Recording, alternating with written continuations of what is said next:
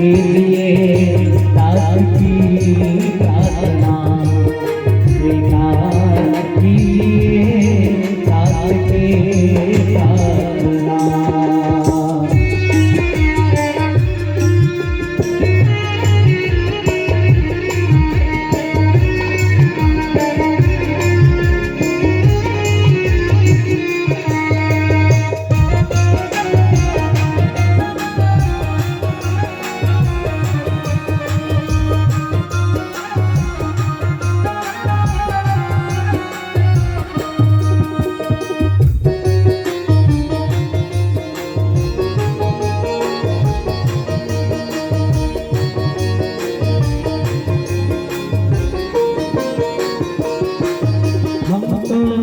भटक रहे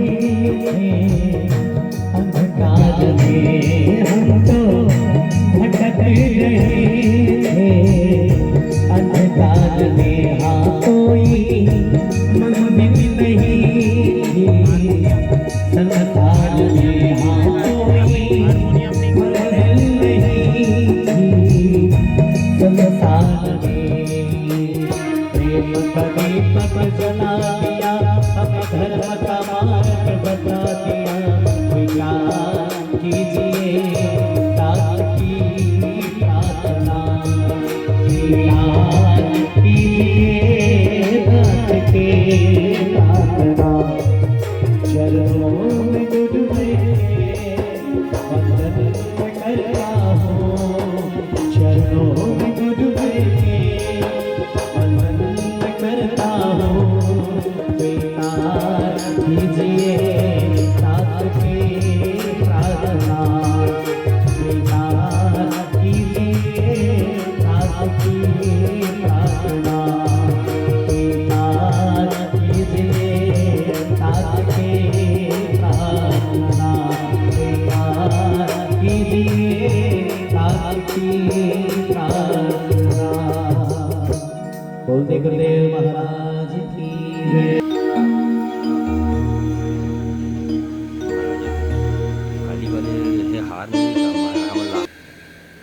राम राम राम राम राम राम राम कृष्ण कृष्ण कृष्ण कृष्ण राम राम राम राम ओम ओम ओम कृष्ण कृष्ण कृष्ण ओम ओम। बोले लिंगेश्वर महादेव भगवान की, बोले श्री राधा कृष्ण भगवान की, सियावर रामचंद्र की, बोले माता दुर्गा मैया की, राम दरबार की, हारून मैया की, विश्वकर्मा भगवान की, राम के सभी देवी देवताओं की, हनुमान जी महाराज की।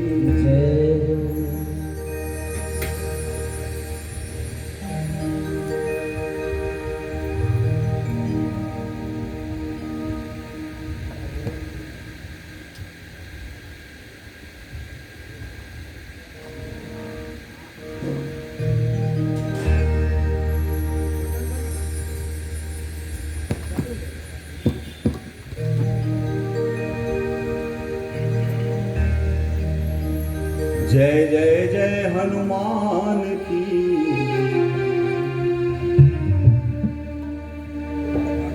जय जय कृपा निधान,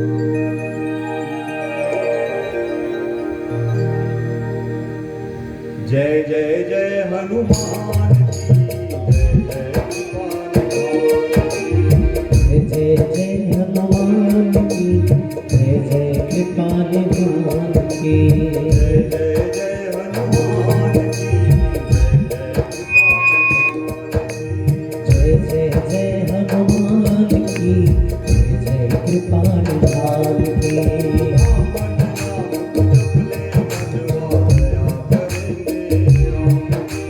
पावन नाम तुझ मेरे मनवा दया करेंगे राम जी।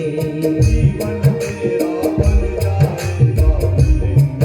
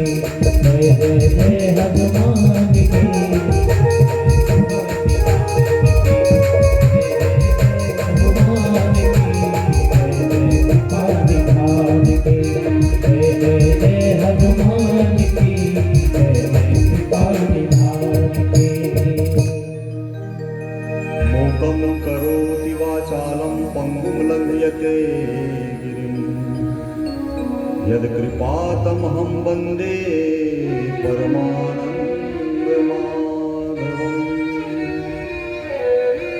रामाय रामभद्राय रामचन्द्राय वेधसे, रघुनाथाय नाथाय सीताया पतये नमः। ॐ विश्वानि देव सवितुर्वरितानि परासु, यद्भद्रं तन्नया सदो शान्तिः शान्तिः शान्तिः। ॐ कस्तूरितिलकं ललाटपटले वक्षस्थले कौस्तुभ्यं नासाग्रे वर्मौक्तिकं वेणुर्करे कङ्कणम् सर्वाङ्गे हरिचन्दनं सुलितं कण्ठे च मुक्तावली गोपुस्त्री परिवेष्टितो विजिते गोपालचूडामणि व्यासं व्यासकरं वन्दे मुनिनारायणं स्वयं यतः प्राप्तकृपा लोका मुक्तः कले गृहा नारायणं नमस्कृत्य नरं चैव नरोत्तमम् देवी सरस्वती व्यासं ततो जयमुदीरये यस्यांके च विभाति भूधरसुता देवापगामस्तके बाले बालविधुर्गले च गलदं यस्योरसीव्यालना वन्दे बोधमयं नित्यं गुरुं शङ्कररूपिणं यमासुतो हि वक्रोऽपि चन्द्रः सर्वत्र वन्दते देव महादेव कपर्दिन शङ्कर प्रभो तवैव लोकनाथेन पालितं भुवनत्रयम् नमस्ते देवदेवेश योगिरूपधराय च निर्गुणाय नमस्तुभ्यं सगुणाय विहारिणे कैलासवासिने शम्भो सर्वलोकाटनाय च नमस्ते परमेशाय लीलाकाराय शूलिने देवदेव महादेव करुणाकर शंकर पश्य मां शरणं प्राप्तमुन्नीलनयने विभो जगदम्ब नमस्तुभ्यं शिवाय च नमस्तुते चण्डिकायै नमस्तुभ्यं कल्याणे च नमस्तुते नमो ब्राह्मणदेवाय गो ब्राह्मणहिताय च सहस्रमूर्ते तुभ्यं सहस्रवायवाय च वन्दे शिवपुराणं हि सर्वदाहं प्रसन्नधिः शिवः प्रसन्नतां ध्यायदधस्वात्पादयोरतिम् रोगान् शेषान् पंसि तुष्टारुष्टातु कामान् सकलान् विष्ठान् त्वमाश्रितानां न विपन्नानां त्वमाश्रिताहास्यतां प्रयान्तिः अतुलितबलधामं हेमशैलाभदेहं धनुज्वनकिशानं ज्ञानिनामग्रगण्यं सकलगुणनिधानं वानराणामधीशं रघुपतिप्रियभक्तं वातयातं नमामि दक्षिणे लक्ष्मणो यस्य वामे च जनकात्मजा पूर्वतो मारुति यस्य तं वन्दे रघुनन्दनम् गुरुः ब्रह्मा गुरुः विष्णु गुरुदेवो महेश्वरः गुरु साक्षात् परब्रह्म तस्मै श्री गुरुवे नमः तस्मै श्री गुरुवे नमः तस्मै श्री गुरुवे नमः ओम श्रीमन्महागणाधिपतये नमः श्रीष्टदेवताभ्यो नमः श्री कुलदेवताभ्यो नमः ओम श्री ग्रामदेवी देवताभ्यो नमः श्री स्थान देवताभ्यो नमः ओम श्री पृथ्वी माता वसुंधरा देवी नमः ओम श्री मातृपितृ चरण कमलाभ्यो नमः ओम श्री पूज्य पिता पंडित गोपाल स्वामी चतुर्वेदी जी महाराज जी नमः ओम श्री पूज्य भैया जी सुरेश चतुर्वेदी जी नमः ओम श्री सर्वे देवी देवताभ्यो नमो नमः बोले लिंगेश्वर महादेव भगवान की जय कैलालेश्वर महादेव भगवान की जय रुद्रेश्वर महादेव भगवान की जय द्वादश ज्योतिर्लिंग महादेव भगवान की जय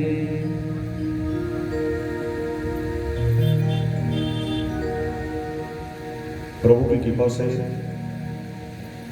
लिंगेश्वर महादेव भगवान की कृपा से धर्मधरा पुण्यधरा अत्यंत आध्यात्मिक भूमि, पावन धर्म धरती, तीर्थ स्थली, स्वयंभू भगवान लिंगेश्वर महादेव मंदिर प्रांगण, जहाँ पर अत्यंत भद्र, अत्यंत शालीन, अत्यंत धर्मानुरागी, अत्यंत आदरणीय साधु बाबा विशंभर दास जी महंत लिंगेश्वर महादेव समिति के सभी आदरणीय सदस्यजन, लिंगेश्वर महादेव मंदिर के सभी सेवादार भक्तजन के सत्य संकल्प से आहूत ये भागवत यज्ञ का कार्यक्रम, शिव महापुराण यज्ञ का एक कार्यक्रम, और इस यज्ञ में उनके आमंत्रण, उनके निमंत्रण को स्वीकार करते हुए समीपस्थ ग्राम से आए हुए आप सभी भक्त नागरिकजन, मातृशक्ति, बालवृंद, युवा साथियों, मन बड़ा प्रसन्न है मेरा, क्योंकि अत्यंत आदरणीय साई महिला मानस समिति कैलाशपति नगर रुद्री धर्मतरी के सभी माताओं का आगमन है। अत्यंत आदरणीय संध्या ठाकुर जी, आदरणीय शैलेंद्र जी और सुखदेव जी नेताम, आप सबका आगमन है, बड़ा ही मन पसंद है। और आते ही मैं ये कह रहा था कि सवेरे ही मन में मेरे बात आई कि अत्यंत माता जनों ने हमारी पहली शिव महापुराण की कथा कैलाशपति नगर रुद्री धमतरी में हुई थी सावन के महीने में। वो आज तक हर मंच में मुझको याद आता है कि कैसे झमाझम बरसात होती थी और आप सब आनंद लेते थे। ऐसी अद्भुत कथा भगवान कैलाशेश्वर मंदिर प्रांगण में हुई थी। और उन्होंने जो मुझको शिवलिंग प्रदान किया था, मन में आज सवेरे ही मुझको ये बात आया कि क्यों न मैं, इसके बाद 3 शिव महापुराण की कथा हो चुकी है, लेकिन और किसी भी महापुराण की कथा में ऐसे मन में बात किया मैं कैलाशेश्वर महादेव मंदिर गए कह के उनकी रोज पूजा करता हूँ। लेकिन सवेरे मेरे मन में बात आया कि मैं इस महादेव को शंभू महादेव के दरबार में ले चलता हूँ, और मैंने उसको यहाँ ला कर दिखा। जोरदार ताली बजाएंगे और उनका भी आगमन आज कोटि शुभकामनाएं। और भक्त जहाँ पर भगवान जब जाते हैं तो अपने भक्तों को अपने सांस ले आते हैं, और ये साक्षात प्रदर्शित है कि आज स्वयं भगवान यहाँ आए और भक्तों को अपने सांस ले आए, जिन्होंने उनको प्रदान किया था बड़ी ही सुंदर से। ऐसे इस मंदिर प्रांगण की अद्भुत कथा है। इस प्रांगण को तीर्थ कहते हैं। तीर्थ किसको कहते हैं? जहाँ पर स्वयंभू भगवान प्रकट हो, जहाँ पर नदी हो, जहाँ पर आश्रम हो, और जहाँ कोई न कोई साधु विराजमान करते हो, तो ये अद्भुत तीर्थ है। यहाँ पर बैठ के कथा श्रवण करने का फल लाख गुना ज़्यादा मिलता है। यह तीर्थ है क्योंकि यहाँ साधु बाबा निवास करते हैं और माँ खारून जो है वो कल करके यहाँ पर। ऐसे ही अद्भुत मंदिर प्रांगण, और मेरा भी बड़ा सौभाग्य है कि इस मंदिर प्रांगण में ये मेरी 9वीं भागवत कथा है। इससे पहले 2012 से कंटिन्यू बाबा जी के सानिध्य में भागवती कथा चलते रही, और 6-7 साल से विराम थी कथा, और फिर इस वर्ष फिर से कथा प्रारंभ यहाँ पर शिव महापुराण। ये तपोस्थली है, इसको तपोस्थली कहते हैं। यहाँ तप किया जाता है, यहाँ जो भी साधन करें अपन वो तप कहलाता है। और हमारे पूज्य बाबा विशंभर दास जी 45 वर्ष से यहाँ संन्यास आश्रम से थे, 45 वर्ष से आप संन्यास आश्रम। ये बड़ी अद्भुत सी बात है, उनकी सेवा बड़ी ही अद्भुत सेवा है। जब यहाँ कुछ भी नहीं था, केवल एक कुटिया था, तब आप यहाँ निवास करते थे। सांप भुजंग, यहाँ नाग बहुत सारे हैं, उन सब नाग देवताओं को मैं वहीं से ही प्रणाम कर रहा हूँ। बहुत सारे नाग देवता तो बाबा जी को लपेटे रहते थे पहले। ऐसे यहाँ के एक अद्भुत आश्चर्यजनक है। बड़ी भीड़ के साथ यहाँ हर साल कथा होती है, और ऐसे ये अद्भुत मंदिर प्रांगण में हम सब लोग को सौभाग्य मिला है कि हम सब यहाँ पर शिव महापुराण की कथा का श्रवण करेंगे। ये अति उत्तम सौभाग्य है। कहते हैं शास्त्र में, जन्मांतरेत भवेत पुण्यम तदा भागवतम लभे। शिव महापुराण में लिखा हुआ है कि जन्मांतरेत भवेत पुण्यम, जब कई जन्म के पुण्य उदित हो जाते हैं तभी हमको शिव महापुराण की कथा का श्रवण करने का लाभ मिलता है। क्योंकि जितने पुराण हैं उन सब में सर्वोत्तम पुराने नाम शिव महापुराण, क्योंकि शिव तत्व ही सबसे प्रथम तत्व है। जब इस संसार में कुछ भी नहीं था, जब सूर्य चंद्रमा आकाश पृथ्वी जल चल थल चल नभ चल, जब कुछ भी नहीं था तब जो था वही शिव तत्व है। जो नहीं और है के बीच में जो है वो शिव तत्व है। इसलिए ये आदि है, आदि देव कहते हैं। कौन सा देव कहते हैं? आदि देव। आदि देव साथ साथ में और क्या कहते हैं हम लोग? बूढ़ा देव कहते हैं। सबसे पुराना देवता है भैया, इसलिए बूढ़ा देव। भूले बूढ़ा देव भगवान की, इसलिए इसको बूढ़ा देव कहते हैं, क्योंकि वो जब कुछ भी नहीं रहता है तभी रहते हैं। प्रत्येक कण कण में शंकर है, प्रत्येक कण में उसी की ही सत्ता है। हम सब लोग तो वेद पुराण पढ़ करके बता रहे हैं, लेकिन वैज्ञानिक भी अब यही कह रहे हैं कि कण कण में शंकर। शंकर किसको कहते हैं? शक्ति को कहते हैं। प्रत्येक कण में कोई न कोई शक्ति है। वैज्ञानिकों ने जब गाढ़ कण की खोज करनी आरंभ की तो 22 किलोमीटर नीचे गड्ढा बनाया गया, सुरंग, और उसमें सबसे सूक्ष्म कण रखा गया और प्रकाश की गति से वहां पर कोई वस्तु गिराया गया, तब वो टूटा, और जब टूटा तो उसमें भी एक कण बच गया। वही कण क्या है? गॉड कण कहलाया। वही कण क्या है? शिव। इसलिए शिव और कोई नहीं है, हम सब तो शरीर हैं। शरीर में जो आत्मा निवास करता है वही शिव है। इसलिए आत्मा और कुछ नहीं है, आत्मा ही परमात्मा है, वही शिव। हमारे अंदर शिव है। इसलिए भगवान शिव शंकर की अद्भुत सी ये कथा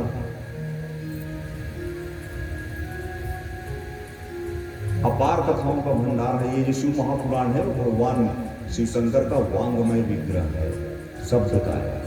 अक्षर रूप में भगवान है, जैसे मूर्ति रूप में भगवान है, जैसे लिंग रूप में भगवान है, उसी प्रकार से कौन से रूप में है?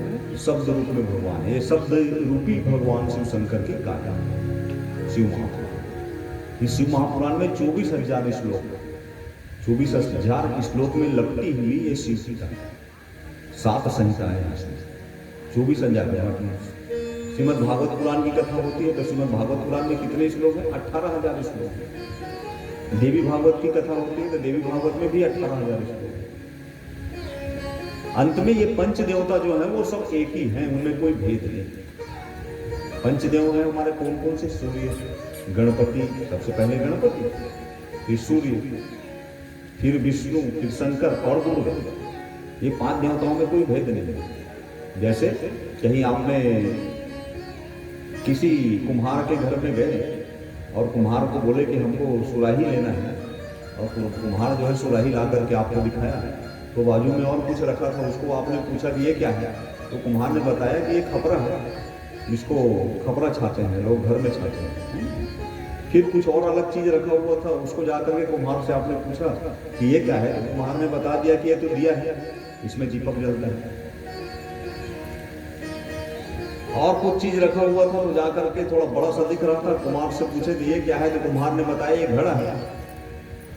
तो अंतिम में आप यदि ये पूछेंगे कुम्हार को जाकर के कि इसमें सच क्या है, तो कुम्हार बोलेगा कि इसमें एक ही सच है। क्या है? ये मिट्टी है। ये मिट्टी से बना है। सोनार के पास चले जाओ, आप लोग गले में पहनते हैं नेकलेस, फिर कर्ण फूल, फिर नाक फूल, फिर हाथ में चूड़ियां, सब अलग अलग प्रकार के दिख रहे हैं। भेद अलग है सब में, सब रूप से अलग दिख रहे हैं। लेकिन सोनार से पूछना इसमें सच क्या है, तो सोनार कहेगा ये अलग अलग मैंने बनाया है, लेकिन सच क्या है? तो सच तो सोना है। उसी प्रकार से ये 5 देवता अलग अलग दिखते जरूर हैं, लेकिन सच एक ही है, वो सब के सब शिव तत्व ही है, भगवान शिव शंकर। सब में शिव तत्व, वो शिव ही है। इसलिए भगवान शिव शंकर की अद्भुत सी कथा, ये जो शिव महापुराण की कथा है वो घटनात्मक है, स्तुत्यात्मक है, स्तुति करने योग्य है। इसमें एक से एक स्तुति थी। कथा सुनने की चीज है। भद्रम कर्णे विशुनियाम देवा, यदि आप पढ़ सकते हैं तो पढ़ लें, अन्यथा क्या है? ये वेद जो है वो सुनने की चीज है। श्रोत्री कथा सुने तो किससे सुने? तो श्रोत्री ब्रह्मनिष्ठ से सुने। अध्यात्म के क्षेत्र में ये नहीं पूछा जाता कि आपने कितनी कथा पढ़ी है, ये नहीं पूछा जाता। अध्यात्म क्षेत्र में पूछा जाता है कि आपने कितनी कथा सुनी है, सुनी है, श्रोत्री। इसलिए जो बाबा महात्मा लोग रहते हैं उनको श्रोत्री कहते हैं, वो सुनने वाले हैं। कितना सुने, कितना सुने, बहुत सुने। गुरु लोगों के पास जब जाएंगे तो गुरु लोग ये नहीं कहते कितना पढ़ रहे हैं। हाँ भाई, वो हम जो कॉलेज में पढ़ते हैं, ये पढ़ते हैं, उसमें पूछते हैं कि आपने क्या पढ़ा हुआ है। लेकिन जब हम अपने गुरु के पास जाएंगे तो वो यही पूछते हैं कितना सुने, कितने श्रोत्री हो, सुने कितने। तो सबसे पहले सुनना है, श्रवण।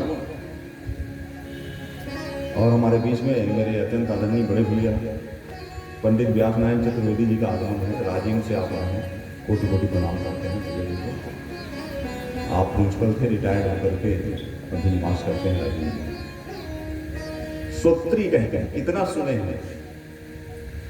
तो कितना सुने, तो बार बार सुने। इसलिए क्या कहा गया है, भगवान की कथा बार बार सुननी चाहिए। अच्छा भैया, कथा जब हम सुनते हैं तो हमको बार बार सुनने की इच्छा होती है। और कोई अपनी कथा सुनाएंगे तो सुनोगे क्या? कोई पिक्चर का एक आध जो है स्टोरी एक बार आपको बता दिया, पहले स्टोरी बताया करते हैं फिल्म का, फिल्म देख करके एक जने आ गए, फिर वो घर पे 3 घंटा स्टोरी सुन। तो कोई एक बार पिक्चर की स्टोरी बता दे, दोबारा बताएगा, अरे मैं सुन चुकी हूँ, मत बताओ, मैं जानती हूँ। लेकिन कथा, कथा तो भगवान की अद्भुत चीज है, उसको तो एक बार नहीं 1000 बार सुनने की इच्छा होती है। इसलिए आप सब दौड़े चले जाते हैं, तो 1000 बार सुनने। तो इसको कैसे सुने? भद्रम कर्णे सुनियाम देव, इसको अमृत कहते हैं, कथा अमृत। इसलिए गोपियों ने भगवान श्री कृष्ण से कहा कि अरे कान्हा, तो कथा अमृतम तप्त जीवन। गोपियां बोली कि तू तो टेढ़ा मेढ़ा है, त्रिभंगी है, छलिया है, तू छल करता है हम लोगों से। और बोल दिया तू झूठा है, झूठ भी बोलता है हम लोगों से, हम सबसे छल करता है, चित चोर है, हमारा चित को चुरा लेता है, किसी भी प्रकार से तू अच्छा नहीं है। लेकिन क्या बता रहे कान्हा, तेरी कथा इतनी निर्मल है, इतनी अच्छी है कि तेरी कथा को सुन सुन करके हमारा जीवन तृप्त हो जाता है, हमारा जीवन। तव कथा अमृतम तप्त जीवन। ये जो कथा है वो अमृत है, अमृत कहा गया। अमृत किसको कहते हैं? जिससे हमारा शरीर पुष्ट होता है, हमारा आत्मा पुष्ट होता है। नहीं भैया, हम अमर हो जाते हैं। और हम लोगों के पास बहुत सारा अमृत बनाने के जानते हैं। एक अमृत तो किसके पास है? एक अमृत तो देवताओं के पास है। वो देवता लोग जब समुद्र मंथन में कथा आएगी आगे समुद्र मंथन की, तो समुद्र मंथन किए तो देवता लोगों को अमृत मिल गया। अमृत पी करके देवता जो है अमर हो गए। तो एक अमृत तो देवताओं के पास है, वो तो हमारे पास आ नहीं सकता। तो देवता लोग आकर हमको अमृत देंगे क्या? नहीं। कुछ कुछ अमृत जो है हम लोगों के पास रहता है। और जैसे कोई पंडित गुरु महात्मा चले जाते हैं तो उनके चरणों को हम जल से धो लेते हैं, और चरणों को धोते हैं जैसी, तो वो क्या कहलाता है? चरणामृत कहलाता है। वो अमृत बन जाता है, दिव्य औषधि। अच्छा, पंडित जी का हम बुलाते हैं और सत्यनारायण कथा पढ़ देवे। पंडित जी आता है, पंडित जी पूछते हैं चरण पंचामृत बनाया हमने, तो उसको क्या कहते हैं? पंचामृत। वो भी एक अमृत है, बड़ा महत्व वाला है। पंचामृत भगवान में भोग लगाते हैं, सत्यनारायण भगवान, वो भी अमृत है। इन सारे अमृत में सबसे अमर अमृत यदि कोई है तो शास्त्र में लिखा है वो कथा रूपी अमृत है। इसलिए कथा को क्या कहते हैं? कथा अमृत कहते हैं। इसको भर भर के पीजिए कहते हैं। इससे पीजिए, कानों के द्वारा पीजिए, जितने बार मिले उतने बार। और इसलिए भगवान ने भक्ति की एक प्रकार में ये भी बता दिया कि प्रथम भगत संतन कर संगा, दूसरी मम रति कथा। किसी भी प्रकार की भक्ति नहीं कर पा रहे हैं, कोई बात नहीं, केवल भगवान की कथा प्रसंगों में यदि रम गए तो भगवान की सबसे बड़ी भक्ति है। मेरे कथाओं प्रसंगों पर जिनका मन लग जाए, और हम आप सबका मन लग जाए। देखिए, कल बड़ा आनंद आया। कल सब साधु महात्माओं के बीच में कथा का प्रारंभ हुआ। 7-8 बज गए थे कल, और आज कथा का प्रथम दिवस, और प्रथम दिवस में बड़ा आनंदित है। कल आप सबने भगवान शिव महापुराण की कथा का महत्व सुना। क्या बात है, महात्मा की कथा करते हैं कि कैसे एक घोर पापी व्यक्ति बिंदुक नाम का ब्राह्मण, चंचुला उनकी पत्नी, दोनों ने अनायास ही घोर पाप कर्म में अपना समय बिताया, लेकिन केवल शिव महापुराण की कथा अनायास ही उन्होंने श्रवण कर। शिव महापुराण की कथा ही सुनी और शिव महापुराण की कथा सुन करके, शिव महापुराण की कथा सुनने से भगवान शिव शंकर इतने प्रसन्न हुए कि दिव्य विमान उनको शिवलोक से ले जाने लगा। ऐसे चंचला की कथा पर हम लोग थे। महात्मा की कथा में एक अद्भुत कथा और आती है। ये जो कथा है वो सूत जी महाराज अभी कह रहे हैं।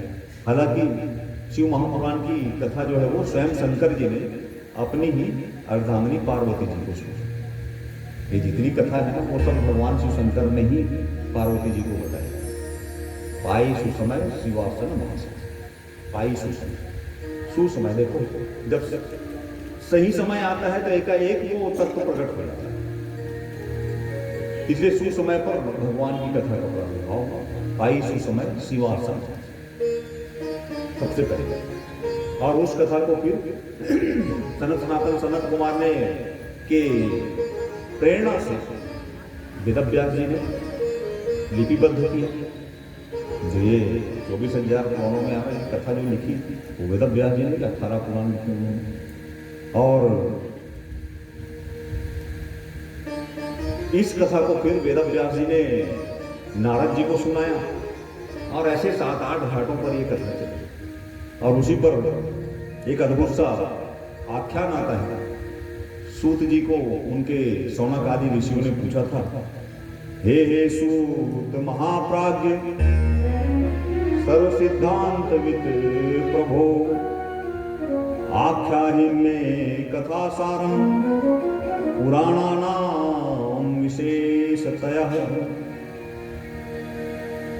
महात्मा की कथा बताते हुए सूत जी महाराज, सूत किसको कहते हैं? सूत का मतलब क्या हुआ? जो जोड़ने वाला हो, एक दूसरे को जोड़ते, धागा। सूत से एक दूसरे को जोड़ देते हैं, फूल को जोड़ते हैं। और कैंची का काम क्या है? एक दूसरे को अलग करना है। तो हमको बनना क्या है? सूत बनना है भैया, कैंची नहीं बनना है। एक दूसरे को जोड़े। देखो कैसे जोड़ रहे हैं हम सब यहाँ पर जुड़ करके कथा का आनंद लेंगे। तो इस प्रकार से सूत जी महाराज को देख करके ऋषियों ने प्रणाम किया। शौनक इत्यादि 88 ऋषि थे, उन्होंने प्रणाम कहा और कहा कि हे गुरुदेव, हमको कुछ अच्छा सुना दीजिए। चाल ब्याल महाराज विद्वान हे वे। ये कलयुग जो है वो सर की तरह दस करके हमको रखा हुआ है। और इस कलयुग में हम सबका कल्याण कैसे हो? हे गुरुदेव, आप हमको कुछ अच्छा सुनाओ। भद्रम कर्णे सुनियाम देवा। और क्या कहा कि कुछ अच्छा सुना दिए, ऐसा सुनाइए हमें हमारे कान को जो प्रिय लगे। मम कर्ण रसायनम, कानों को प्रिय लगे, हमारे जो कान है उसको प्रिय लगे। कथा तो सुन रहे हो लेकिन कान को प्रिय नहीं लगेगा तो कोई मतलब निकलेगा क्या? नहीं। तो बोले हमारे कानों को जो प्रिय लगे ऐसी कथा हमको सुनाओ। और सूर्य महाराज ने कहा कि आओ मैं तुम लोगों को शिव महापुराण के अद्भुत महात्मा की कथा सुनाता हूँ। और ऐसा कहते हुए उन्होंने एक अद्भुत कथा बताया। आसीत किरात नगरे ब्राह्मणो ज्ञान दुर्लभ, दरिद्रो रस विक्रेता, वेद धर्म पराण मुख, वेद धर्म पराण मुख। भगवान श्री शंकर, माँ पार्वती बैठी हुई हैं। भगवान शिव शंकर का अद्भुत रूप है। एक पैर नीचे और एक पैर को अपने जांघ पर रखे हुए बड़े आनंद की मुद्रा में बैठे हुए। भोले लिंगेश्वर महादेव भगवान की जय। शिव भोला भोला भोला कैलाशपति वाला, शिव भोला भोला भोला कैलाशपति वाला, शिव भोला भोला भोला कैलाशपति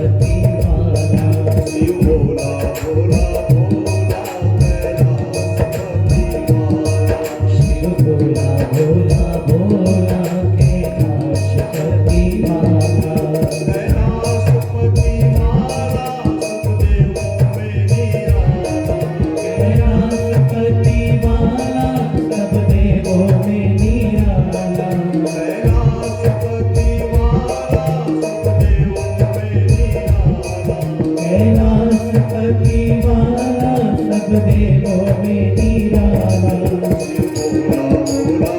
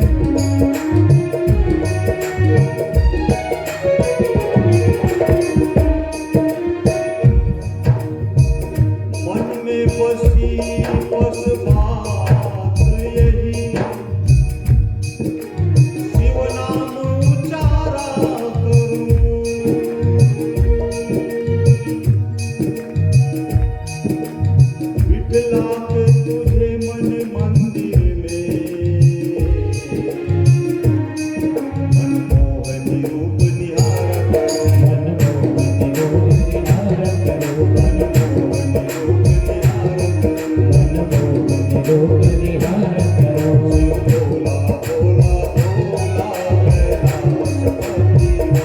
भोला शिव भोला भोला भोला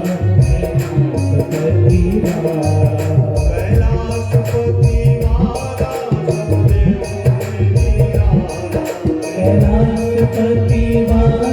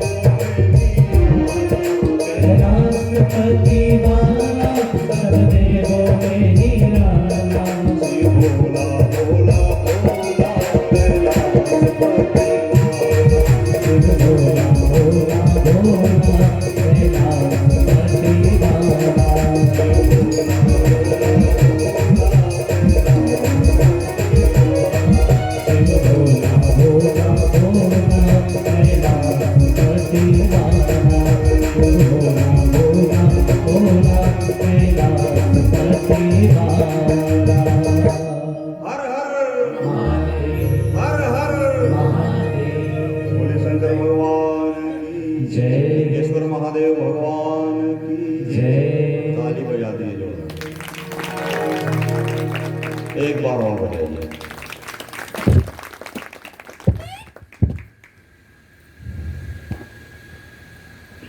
ऐसे भगवान महादेव माँ पार्वती जी के साथ कैलाश पर बैठे हुए हैं। उच्च है, सबसे ऊपर कैलाश पर्वत के सबसे शिखर पर महादेव का वास।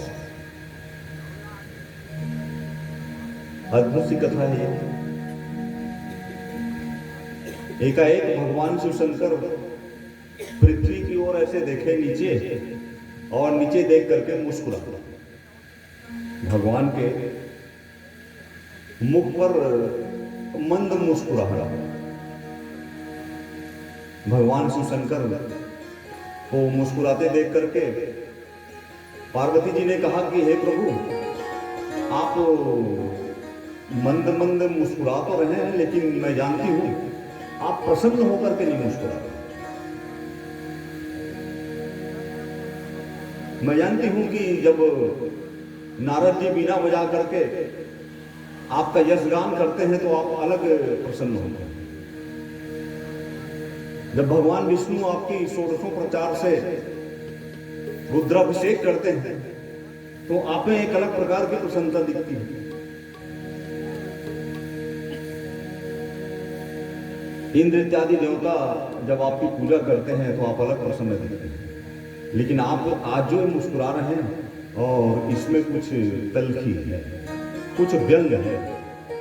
और सच बात तो यह है कि आपने पृथ्वी को ओर झांका है और पृथ्वी को ओर झांक करके मुस्कुरा रहे हैं। क्या बात है बताइए।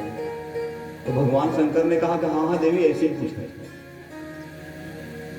एक दुष्ट व्यक्ति है, हालांकि भक्त है मेरा, भक्ति करता था लेकिन बिगड़ गया। त्रिकाल संध्या भी करता था लेकिन अब वो गलत मार्ग पे है। आज इसलिए मेरे मन में थोड़ा क्षोभ है कि वो दुष्ट अपनी सती स्त्री, पतिव्रता स्त्री, जिसके हाथ में दिनों रात मसाले की गंध आती है, बेचारी पति सेवा करती है, सास ससुर को भोजन बना के खिलाने वाली ऐसी सती स्त्री को वो दुष्ट जो है उसके बाल पकड़ करके खींच करके घर से बाहर निकाल रहा है और लात भाषा है। और एक शोभावती नाम के एक वेश्या को अपने घर में, नाम क्या था उसकी, शोभा। तो बोले कि वो क्या है देव, और इतना दुष्ट है, आप ही बोल रहे हो बड़ा पापी है कह के, फिर भी आप उसके तरफ देख रहे हो। अद्भुत बात है। फिर भी आपकी दृष्टि उसके तरफ जा रही है। आप स्वयं कह रहे हो वो बड़ा पापी है, बड़ा दुष्ट है, फिर भी आप उसके तरफ दृष्टि देख रहे हैं। तो जिसके तरफ आपकी दृष्टि पड़ जाती है वो तो धर्मात्मा हो जाता है, उसको तो मोक्ष मिल जाता है। इतना पापी होते हुए भी आप उसके तरफ दृष्टि डाल रहे हैं, तो आपकी दृष्टि यदि गई है तो वो तो मोक्ष को प्राप्त कर जाएगा। तो आप क्या कल्याण करेंगे उसका? देखो पार्वती माँ ने कहा कि हे देव, क्या आप उसका कल्याण करेंगे? तो भगवान शिव शंकर ने कहा, देखो इसलिए भगवान शिव शंकर को क्या कहते हैं? औढ़र रानी, अति दयालु कहते हैं। दया के सागर है भगवान भोले भंडारी। थोड़े से में प्रसन्न होते हैं, थोड़ी पूजा, एक बेल पत्र चढ़ा दीजिए, एक लोटा जल चढ़ा दीजिए, प्रसन्न हो जाते हैं। एक लोटा जल से, इसलिए हमारे गुरुदेव प्रदीप मिश्रा जी महाराज भी कहते हैं, एक लोटा जल सभी समस्याओं का हल, और हो गया हल बहुतों में समस्या। सच बात है, जल में एक अलग प्रकार का तरंग है, और जब वो शिव शंकर के माथे पर जब जाता है तो गंगा जी बन जाती है। इसलिए समस्या तो कहाँ रहेगी? जो भगवान शिव शंकर की पूजा अर्चना करेंगे उसके जीवन में समस्या तो आएगी नहीं। आएगी भी तो थोड़ी देर के लिए। कैसे थोड़ी देर के लिए? जैसे आप किसी नदी में गए हैं और ऐसे उंगली में ऐसे लाइन खींचे, तो जैसे आप एक उंगली लाइन खींचते हैं, खींचते खींचते मिलते जाता है। इसी प्रकार से मनुष्य जीवन में आए तो थोड़ी बहुत समस्या हमारे आपके बीच रह सकती है, लेकिन वो समस्या हमेशा नहीं रहेगी, कुछ देर के लिए रहेगी। कुछ देर में सारी समस्या का हल हो ही जाएगा। तो भगवान शिव शंकर ने जब भगवान शिव शंकर को मां पार्वती ने पूछा था कि हे प्रभु, आप उसके तरफ देख रहे हो, उधर दृष्टि डाले हो, तो कल्याण करोगे आप उसका? कहा देवी कल्याण करना पड़ेगा। तो पार्वती जी भी तो कथा सुनना चाहती है ना। उसने कहा तो फिर कैसे कल्याण करोगे? उसने कहा हे प्रभु, फिर उस दुष्ट का कैसे कल्याण करोगे?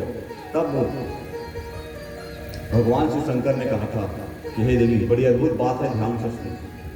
उन्होंने कहा, हे देवी, जब मैं किसी जीवात्मा के जीवन में कोई महात्मा भेज देता हूँ तो उसका कल्याण कर देता हूँ। यदि किसी व्यक्ति के जीवन में गुरु का आगमन हो गया, कोई पंडित का आगमन हो गया, ये जान करके चलना कि ये ईश्वर का आदेश है, भगवान ने कुछ ऐसा किया। और हुआ क्या था कि कथा बताना चालू कर दिए, और इसलिए इसमें लिखा हुआ है कि आसीत की रात नगरे ब्राह्मणों ज्ञान दुर्लभ, दरिद्रो रस विक्रेता वेद। किरात नगर में एक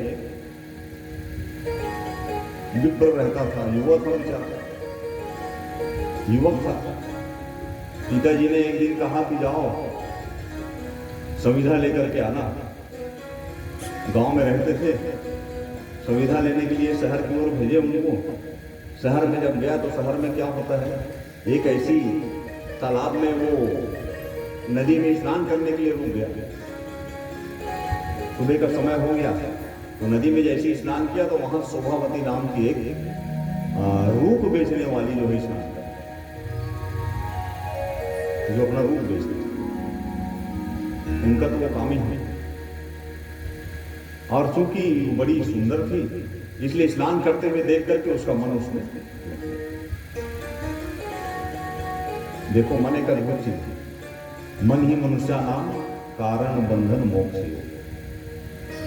और मन के बारे में बताया गया है कि मन हमेशा भोग चाहता है।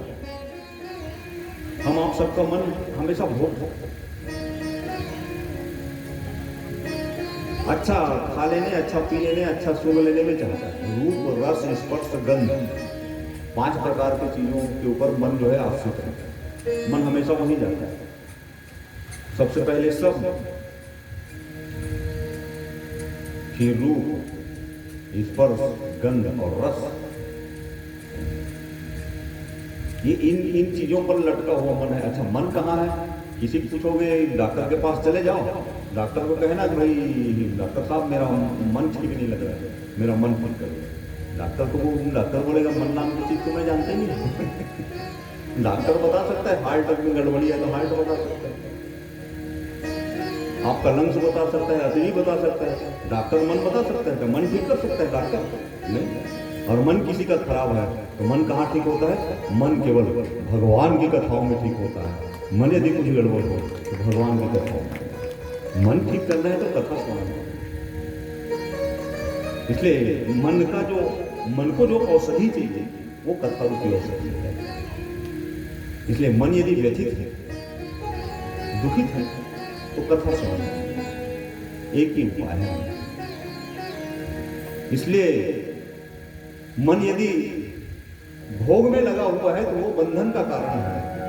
और वही मन यदि भगवान शिव शंकर के कथाओं में, भगवान शिव शंकर के चरणों में लग गया तो वही मन जो है वो मोक्ष का कारण बन जाता है। इसलिए भगवान की कथाओं में देख करके जब घर वापिस आया तो बार बार उसके दिमाग में वही स्त्री घूमती, युवक मन था उसका, बार बार दिमाग में उसका वही आए, उसी का रूप दिखे उसको। नाम उसका बड़ा अद्भुत था, देवराज नाम था उस ब्राह्मण। क्या नाम था? देवराज। नाम देवराज था। देखो कई बार नाम के अनुरूप काम नहीं होता है लोगों का। कई बार ऐसे होता है जैसा नाम है वैसा अनुरूपता नहीं होती कई बार। अब वो दौड़े चले गया उसके पास, और क्योंकि वो धन दौलत सब कुछ था उसके पास, पैसे की कमी नहीं थी, तो वो शोभावती ने भी देखा कि बड़ा पैसा वाला है, तो उसको अपने प्रेम जाल में लपेट लिया। अब प्रेम जाल में लपेट करके तो उसने कहा कि चल मेरे घर में, मैं तुमको पति से बना करके रखूंगा। उसने कहा कि तेरी शादी हो गई? हाँ हो गई है। तो पहले अपनी पत्नी को निकाल। तब मैं कितनी दुष्ट, पहले पत्नी को निकाल। तो बोले निकाल दूंगा। और कौन है तेरे घर में? मेरे माता पिता हैं। बोले उनको भी बाहर कर, उसको भी बाहर कर दूंगा। अभी मैं चल मेरे साथ, मैं अभी तेरे सामने उन सबको बाहर भगा। बोले और क्या है? बोले तो गौ है, बोले मेरे घर में गौ है। तो बोले गौ भी नहीं रहना चाहिए, गौ को भी बाहर।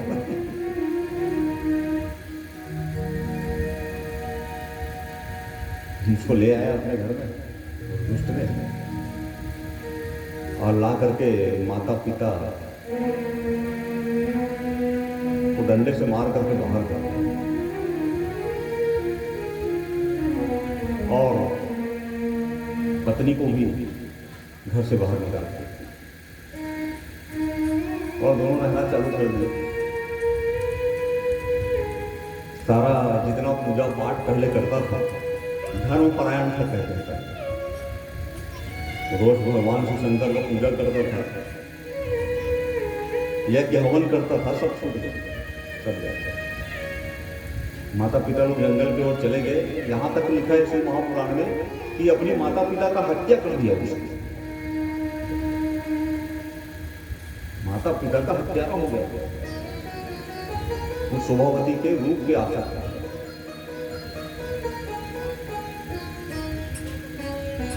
पत्नी रोती रही, ओम नमः शिवाय का जाप करते करते निकल गई बेचारी, साध्वी रूप हो गई उसकी पत्नी। जब पति ही साथ नहीं रहा तो हे भगवान तू ही मेरा साथ है, तू ही मेरा साथी है, कह करके वो भी जंगल की ओर चले गए। बताया जाता है वो साध्वी भी मोह छूट गया उसका, उसकी पत्नी, इसकी दुष्टता को लेकर। शोभावती के साथ रहता था तो भी भगवान की लीला है, अद्भुत लीला। एक दिन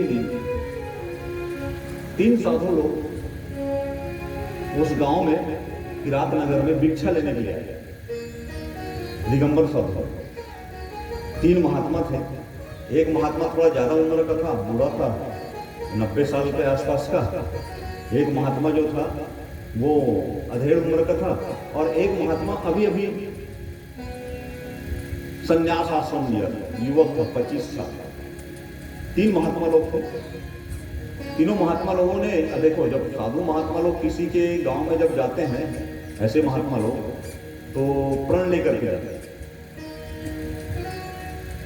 इसलिए तो कहा गया है कि साधु महात्मा लोग हमेशा परीक्षा में ही रहते हैं, किसी न किसी रूप से परीक्षा लेते रहते हैं।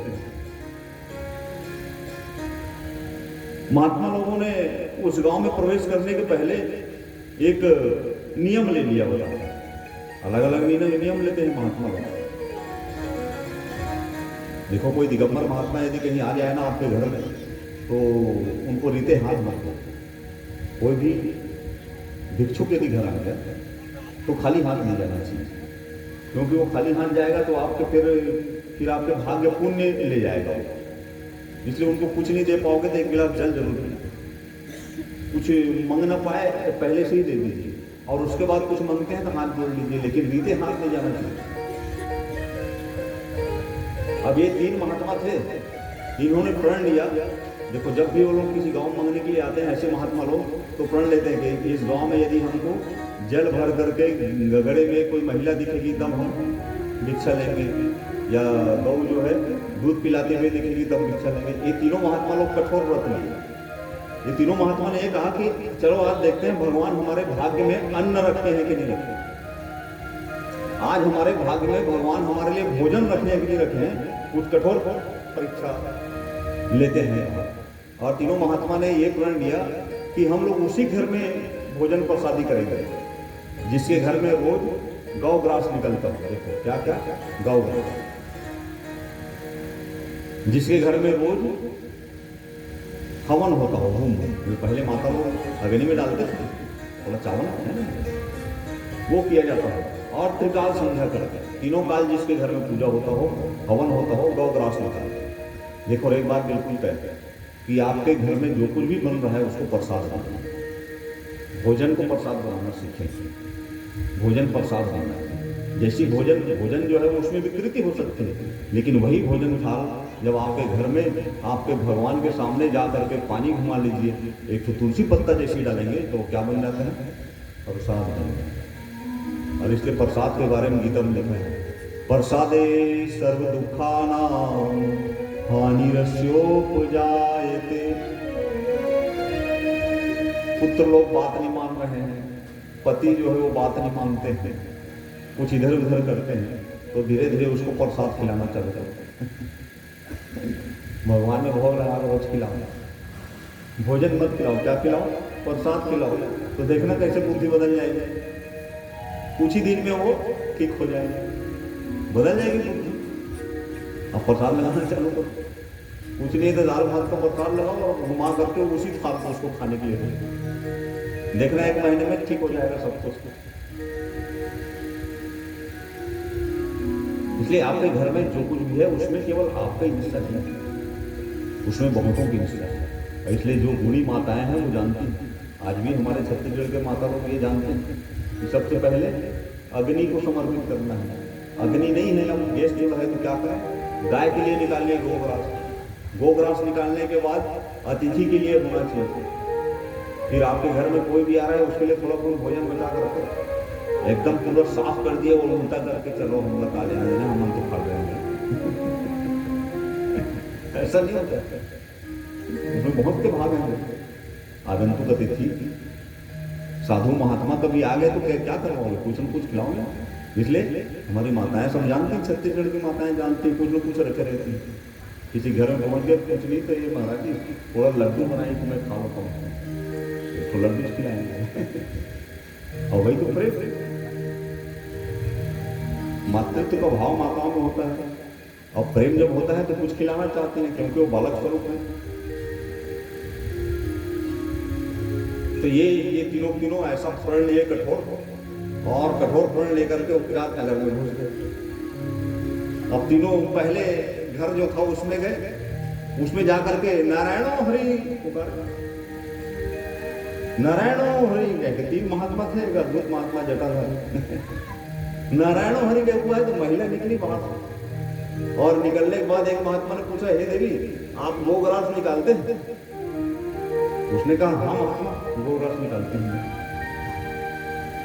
गोग्रास निकालते हैं। तो बोले त्रिकाल संध्या करते हैं? तो बोले त्रिकाल संध्या तो नहीं करते, 2 ही बार करते हैं। फेल हो गया होगा, यहाँ नहीं में हो। फिर दूसरे घर में प्रवेश किया, वहां जाकर के महात्माओं ने पुकारा नारायणो हरि, फिर वहां की महिला निकलेगी। उनको पूछे कि आप गोग्रास निकालते हैं क्या? तो उन्होंने भी कहा हाँ महात्मा निकालते हैं। त्रिकाल संध्या करते हैं? तो बोले हाँ हम लोग तीनों काल भगवान में भोग लगाते हैं।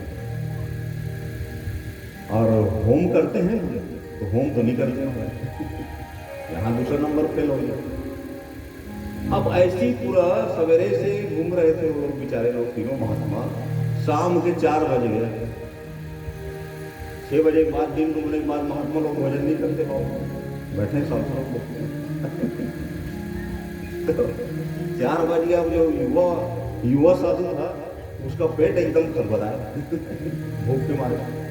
घूमते घूमते कोई कहता था कि नहीं हम तो गोग्रास निकालते हैं, तो कोई कहता था कि हम तो त्रिकाल संध्या करते हैं, तो कोई कहता था हम त्रिकाल संध्या करते हैं गोग्रास भी निकालते हैं, कोई कहता होम नहीं करते, एक भी घर नहीं मिला। तो अंतिम में ऐसा घूम करके एक पारा छोड़ गया, बोले अब क्या जाएंगे, यहाँ कोई हमारे लागे आज नहीं है।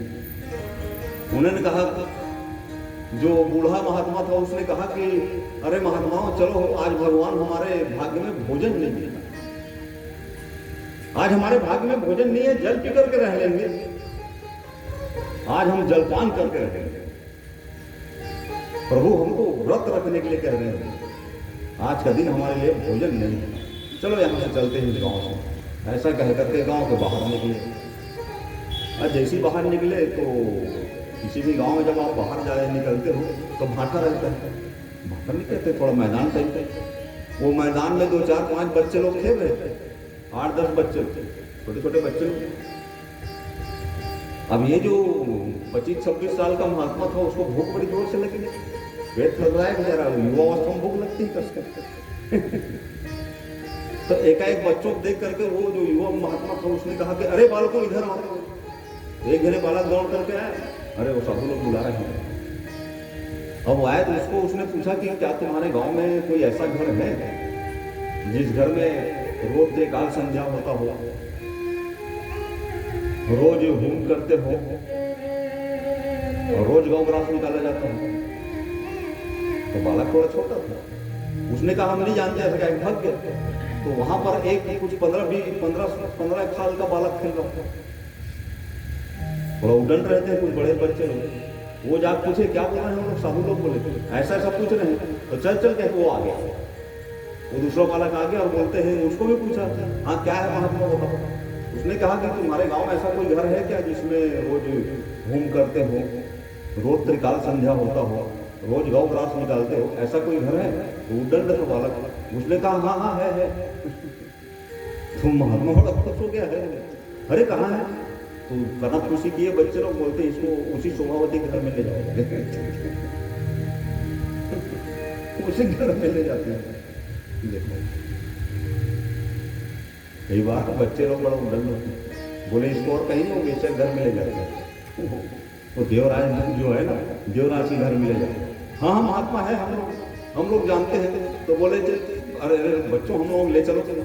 तो वो आगे आगे चलते गए और देवराज के घर के सामने बुला करके दिखा दिए, यही वाला घर है महात्मा। वो बोलते यही घर है। अब वहां ये तीनों महात्मा खड़े हुए। अब महात्मा ने देखा इस घर में न तो शुभ लाभ लिखा है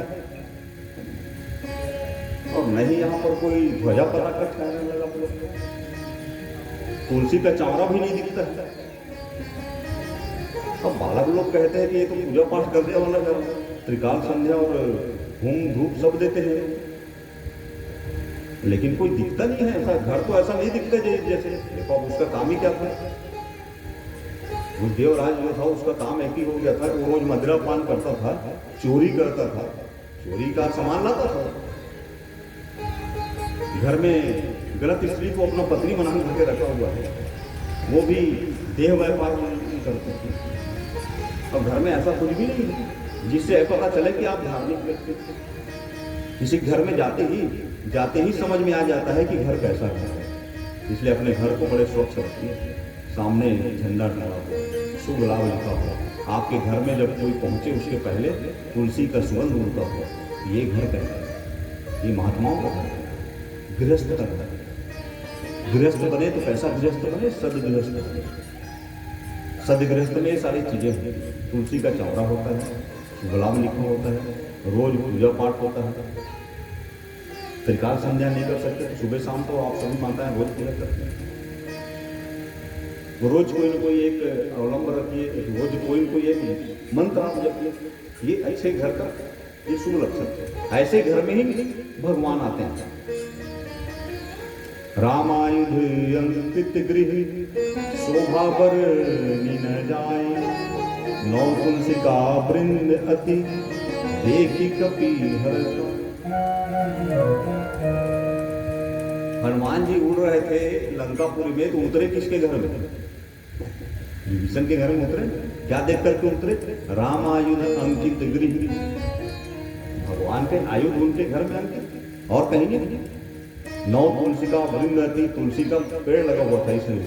तो आपके घर में यदि तुलसी का चौरा है,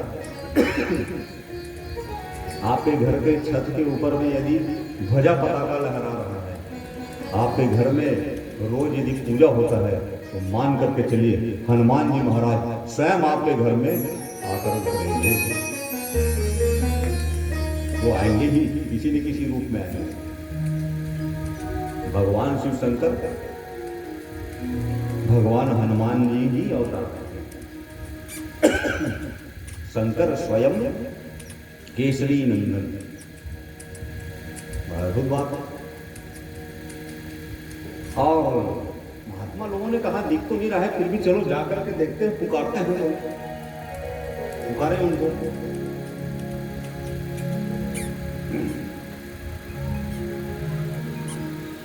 वहीं से पुकारे थे, नारायणो हरि। जैसे नारायणो हरि कहे पुकार लगाया तो वो देखो जो साउंड है, जो आवाज है, उसमें इतनी मिठास, नारायणो हरि जो है निकले। तप करने वाले का जो वाणी रहता है उनमें एक अलग मिठास है। जैसी नारायण और हरि जब उसके कान में गूंजे तो वो महिला दौड़ कर आई जो वे सब्जी में लिपटी थी वो दौड़ करके जैसी आकर के जब देखी तो 3 महात्मा खड़े हैं। उनको देखते ही भौचक हो गई और उसने बस इतने कहा, अरे महात्मा आप लोग मेरे घर में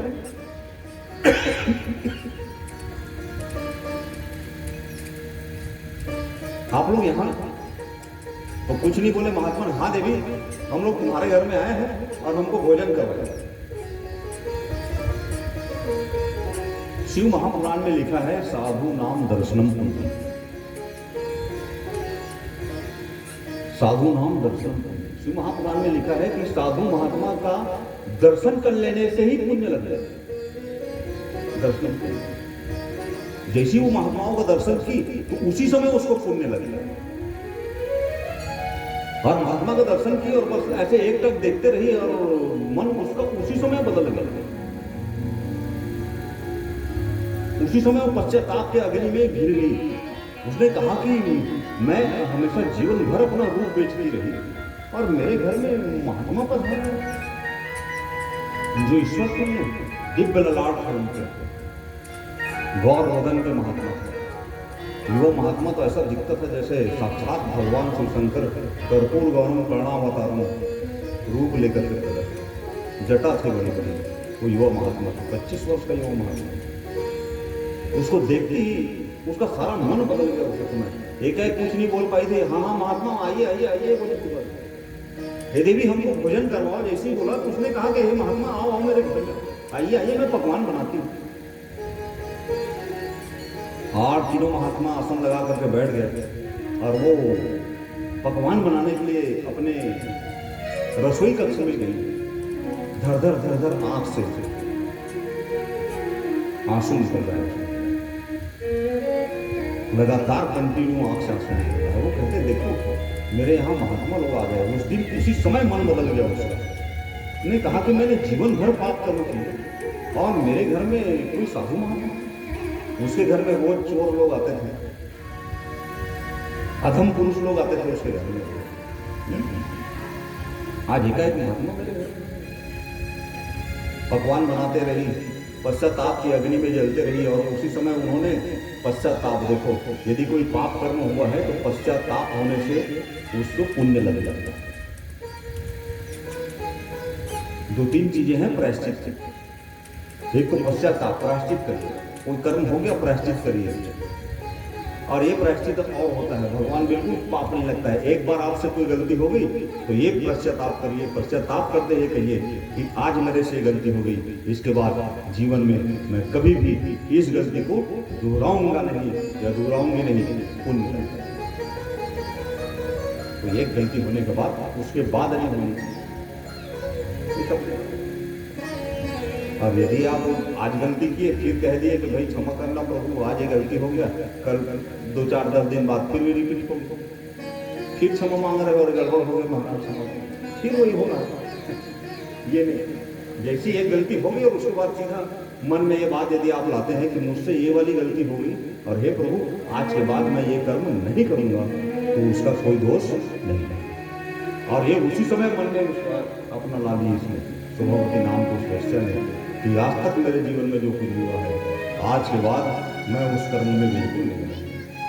और पकवान बनाते रही, एकदम दिव्य, और आंसू उसके गिरते रहते और भोजन बना करके थाली में ला कर तीनों महात्मा बैठे। अब थाल में निकाल करके भोजन परोसी।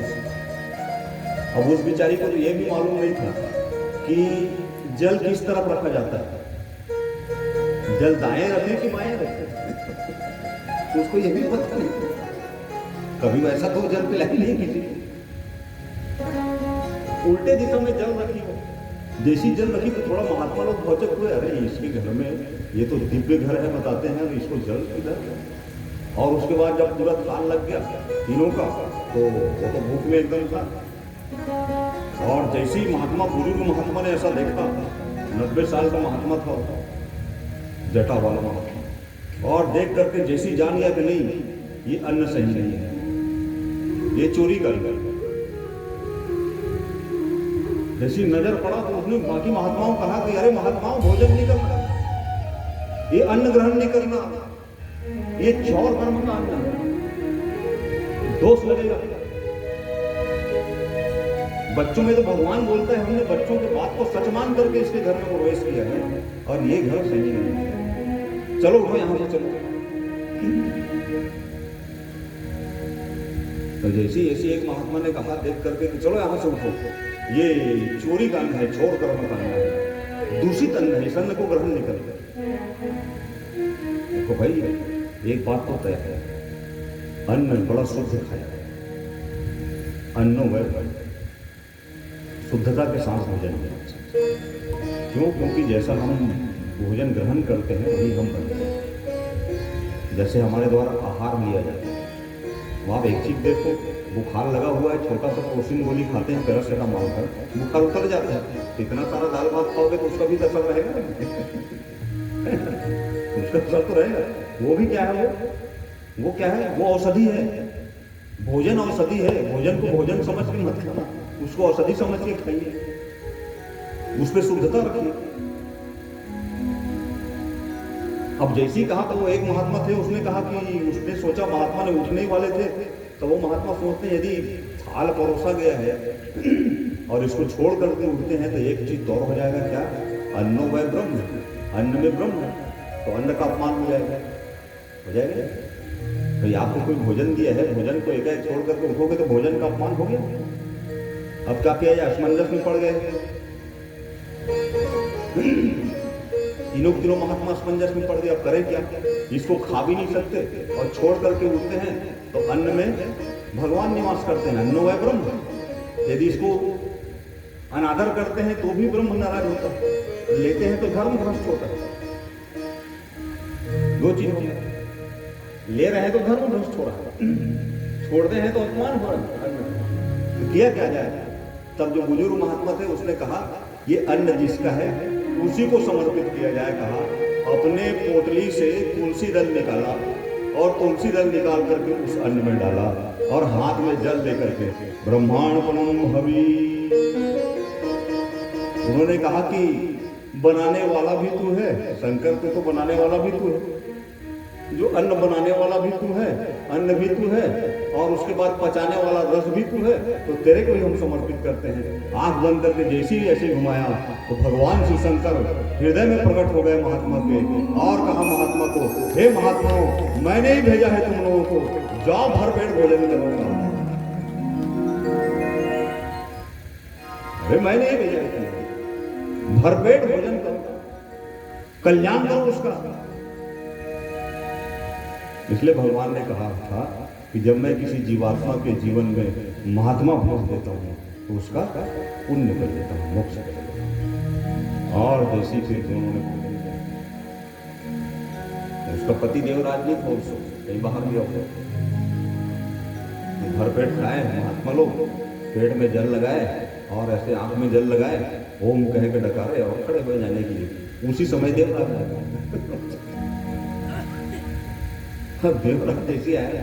अब देखो दुष्ट लोगों को अच्छे लोग पसंद नहीं आते। साधु महात्मा पंडित हम लोग जानते हैं, ढोंगी कहने वालों को कम नहीं। साधु महात्मा को पंडित लोग ढोंगी कह देते हैं लोग, बिना कुछ कह रहे ढोंगी है, कहीं महात्मा नहीं है। बहुत लोग हैं जो गलत बोलते। क्यों? क्योंकि झूठ को सत्य पसंद नहीं आता और सत्य को झूठ पसंद नहीं आता। दुष्ट व्यक्ति संत लोगों को अच्छा नहीं लगते और संत लोगों को दुष्ट अच्छा नहीं लगता। जो दुष्ट हैं वो संत लोगों की भर भर के क्या करते हैं, निंदा करते हैं। अच्छे आदमी के बारे में निंदा कर दी। और कुछ लोग मन ऐसे होता है, बड़ा अच्छा गुरु है, एक तो कोई दूसरा बात उसके मन में घुसा दिया तो वही मानना चालू कर दिया। इतना कच्चा पक्का मत रखो भाई, मन को विश्वास रखिए। किसी के बारे में कुछ एक को गलत क्या सुन लिया, आपके मन में वही घूमने लग गया, ऐसा नहीं। वो तो झूठ बोलते हैं लोग ऐसे, आपको बहलाने के लिए। और वो देवराज आ गया उसी समय, और देवराज आया और जब देखा 3 साधु उसके घर में है तो एकदम भड़क गया, तमक गया। अरे तुम लोग कैसे मेरे घर में, चलो यहाँ से, कैसे आए मेरे घर में? महात्माओं ने कहा, कह रहे रुक जा, तेरी पत्नी हम लोगों को भोजन करवा दी है अच्छे से, तृप्त हो गए। दक्षिणा बचा है, दक्षिणा तुम दे देना। फिर ब्राह्मण लोग भोजन करवाने ले जाते हो तो दक्षिणा देते हो। तो बोले तुम्हारी पत्नी ने हमको भोजन करवा दिया, शोभावती ने, बेटा दक्षिणा तुम दे देगा। तो वो कहता है मैं तुम्हारा ये कमंडल हूँ और ये दंड कमंडल फेंक नहीं रहा हूँ, उसी की दक्षिणा मान। तुम्हारा अपमान नहीं कर रहा हूँ, उसी की दक्षिणा मान। तुरंत मेरे घर से हट जाओ, नहीं तो डंडे मार के भगाऊंगा। तो वो महात्मा ने कहा, एक महात्मा, अरे दक्षिणा में तेरे पैसा नहीं मांग रहे हैं, ठीक है। तो दुष्ट लोगों को, कंजूस लोगों को पैसा नहीं बोलोगे ना तो बड़ा प्रसन्न हो जाते हैं। तो पैसा भरे नहीं निकलता जेब से। तो बोले तेरे दक्षिणा में धन नहीं मांग रहे हैं। तो बोला अच्छा क्या मांग रहे हैं? तो बोले कि हमको एक वचन दे दे। तो शोभावती आ गया, वो तो बदल गई थी बेचारी का मन पूरा बदल गया, वो दिव्य हो गई। शोभावती आ गई। शोभावती जैसी आई और आकर के बोली कि हाँ महात्मा, मैं वचन, आप जो वचन मांगना चाहते हैं। तब उसमें जो बुजुर्ग साधु थे उसने कहा कि हम लोग आशीर्वाद देते हैं, इसके बाद तेरे को संतान होंगे और जब तेरे संतान होंगे तो उसका नाम शिव राम रख लेना। उसका नाम शिव राम।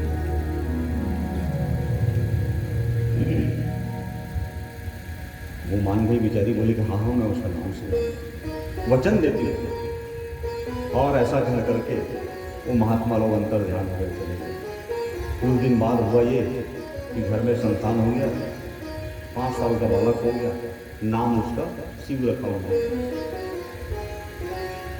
उनका नाम शिव रख लिया। और अब देखो जो भोगी लोग रहते हैं उनका शरीर जल्दी बूढ़ा होता है। इसलिए आप लोग देखते होंगे जो मदिरा पान नियंत्रण करने वाले लोग हैं, वो उनका शरीर जल्दी जो है वो शिथिल होता है। जो भोग करते हैं, जो व्यभिचारी पुरुष है वो भी जल्दी युवावस्था को खो देता है। अभी जल्दी इसका शरीर जीर्ण शीर्ण हो गया, क्योंकि चोरी करना, मदिरा पीना, व्यभिचार करना उसका काम ही था। तो शरीर जल्दी शिथिल हुआ और धीरे से वो उसका तबीयत बड़ा जोर से खराब हुआ और वो पटक बिस्तर पर। अब जैसी मृत्यु आया, काल तो आना है सबका। काल आया तो काल का समय जब आया तो यमराज के दूत लोग आए उसको ले जाने के, क्योंकि घोर पापी थे। यमदूत लोग बड़े बड़े दांत वाले, बड़े बड़े सींग वाले यमदूत लोग आए और यमदूत लोग आकर के उसके प्राण को खींचना चाहे। ऐसे उसके प्राण को जैसे ही खींचना चाहे तो एकदम डर गया, बड़े बड़े यमदूतों को देख करके, और भारी डर गया और डर करके एकाएक उसके मुख से कुछ निकलना चाहा। उसी समय कुछ उसके मुख से निकल नहीं रहा है डर के मारे, तो उसका बालक जो था वो ऐसे दूर में खेल रहा था। उसका बालक थोड़ा से दूर में खेल रहा था। उसको देख करके वो एकाएक अपने बालक को पुकारना चालू किया, हे शिव ऐसा पुकारा। और जैसे हे शिव 3 बार पुकारा तो उसी समय भगवान शिव शंकर के अद्भुत दूत लोग प्रकट हो गए और वो वहां पर प्रकट हो गए। भगवान शंकर के शिवलोक से दिव्य विमान लेकर के भगवान शिव के गण वहां, और गण प्रकट होकर के उसको कहा कि यमदूतों की, तुम लोग चलो जाओ यहां से। यमदूतों ने कहा ये घोर पापी है, आप लोग कैसे आ गए इसको ले जाके? उसने कहा कि हमारे भगवान शिव शंकर का आदेश है कि मरते समय कोई भी व्यक्ति एक बार भी मुख से शिव शब्द निकालता है तो वो मोक्ष का अधिकारी है, इसलिए मेरे लोग हो जाएगा। और ऐसा कहते हुए वो यमराज के दूत लोग चले गए और दिव्य विमान आ गया था। दिव्य विमान में बैठ करके फिर दौड़ करके शोभावती भी आ गई थी। शोभावती ने कहा कि हे प्रभु, ये तो जा ही रहे, मैं कैसे करूँगी? तो शिव दूतों ने कहा, हे देवी, तू भी इनके साथ शिवलोक को जाएगी। और दोनों दिव्य विमान में बैठ करके भगवान शिव शंकर के लोक को चले गए। भगवान शिव शंकर ने उन दोनों को अपना गण बना लिया। बोले लिंगेश्वर महादेव भगवान की। भगवान शिव शंकर ने उनको अपना गण बनाया और एक शोभावती को सखी बना लिया। दोनों बड़े आराम से जीवन में वहाँ पर व्यतीत कर रहे हैं, भगवान शिव शंकर की सेवा कर रहे हैं। इसलिए निश्चित है कि हम सब तो भगवान के चौखट पर आ गए हैं, तो विनय करते हैं कि हम सबको भी भगवान बड़ी अच्छी गति प्रदान करें। तेरी चौखट पे आना मेरा काम था, तेरी चौखट पे आना मेरा काम था,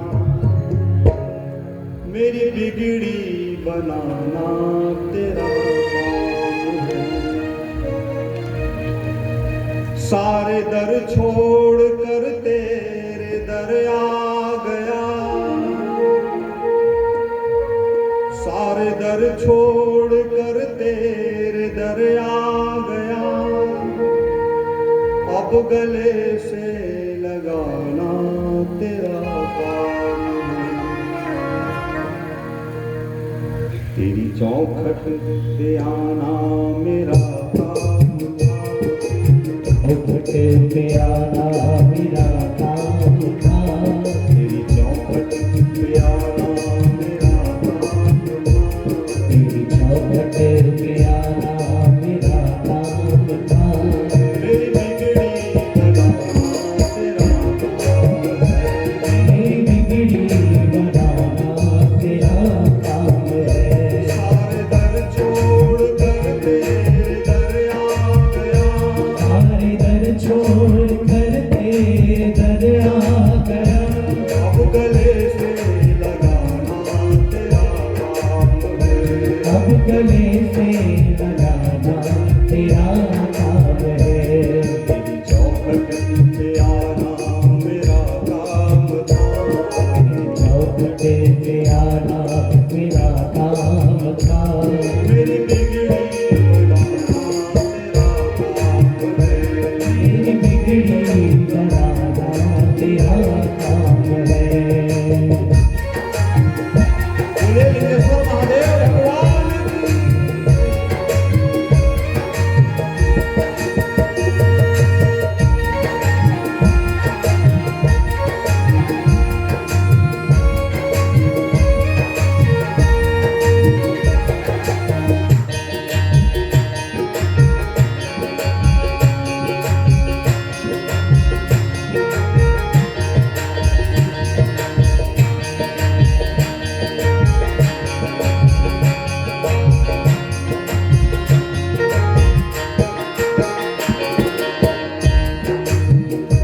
जब से पहनी है माला तेरे नाम की, तब से दुनिया रही नाम मेरे काम की। जब से पहली है माला तेरे नाम की, तब से दुनिया रही नाम मेरे काम की। जब से पहनी है माला तेरे नाम की, तब से दुनिया रही नाम मेरे काम की। जब से पहली है माला तेरे नाम की, तब से दुनिया रही नाम मेरे काम की। खुशी दो या गम दो ये मर्जी तेरी, खुशी दो या गम दो ये मर्जी तेरी, अब हंसना रुलाना तेरा काम है। अब हंसना रुलाना तेरा काम है। अब हंसना रुलाना तेरा काम है। अब हंसना रुलाना तेरा काम है। तेरी चौखट पे आना मेरा काम था, तेरी चौखट पे आना मेरा काम था, मेरी बिगड़ी बनाना तेरा काम है। मेरी बिगड़ी बनाना तेरा काम है।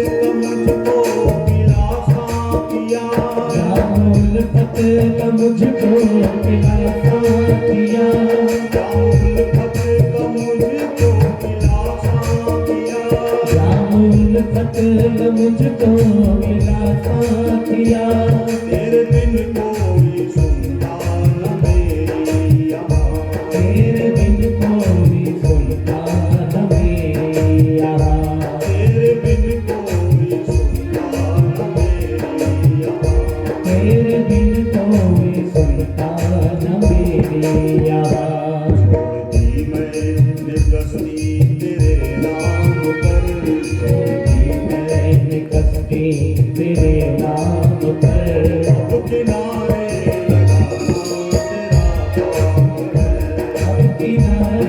लगाना तेरा काम है, अब किनारे लगाना तेरा काम है। तेरी चौखट पे आना मेरा काम था, चौखट में आना मेरा नाम था, तेरी बिगड़ी बनाना मेरा काम है, मेरी बिगड़ी बनाना तेरा काम है। सारे घर छोड़ कर तेरे दर आ गया, हर घर छोड़ कर तेरे दर आ गया, सारे घर छोड़ कर तेरे दर आ गया, सारे घर छोड़ कर तेरे दर आ गया।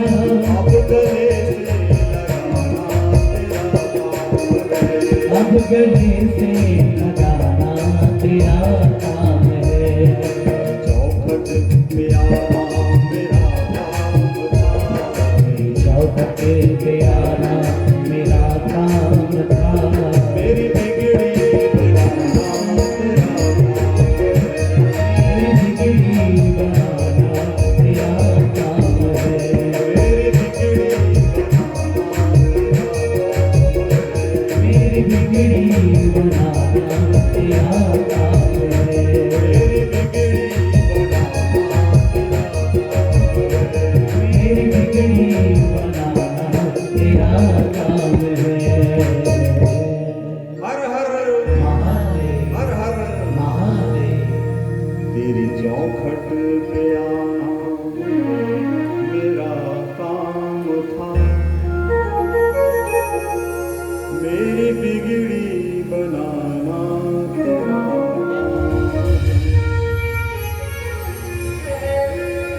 लिंगेश्वर महादेव के चौखट पर बैठे हैं, उनके दरबार पर बैठे हैं। अब वो जाने हमारे काम ठीक करना उनका काम, ये मन में विश्वास रखो। श्रद्धावान लभते ज्ञान, ज्ञानम लभदा परम शांति। श्रद्धावान लभते ज्ञान, मन में एक चीज बचा करके रखना होगा, श्रद्धा बचा करके रखने वाली यदि कोई चीज है तो श्रद्धा है। श्रद्धा रखना किसके ऊपर? गुरु के ऊपर। किसके ऊपर? अपने इष्ट के ऊपर। किस पर? मंत्र पर विश्वास रखना, गुरु पर विश्वास, मंत्र पर विश्वास, ईश्वर पर विश्वास। जिस दिन ये विश्वास हो जाएगा आपके मन में कि मेरे साथ जो कुछ भी होने वाला है वो अच्छा ही होगा, उस दिन से आपके साथ अच्छा होना चल जाएगा। इसलिए भवानी शंकरो वंदे श्रद्धा विश्वास या भ्याम बिना न पश्चंती सिद्ध स्वांता इष्टमीश्वर। भवानी शंकरो वंदे श्रद्धा विश्वास। भगवान से शंकर किसके रूप? श्रद्धा और विश्वास के। अच्छा, विश्वास में एक चीज है, विश्वास कम ज्यादा होता है, मरता नहीं। विचार करके देखो, कम ज्यादा होता रहता है विश्वास।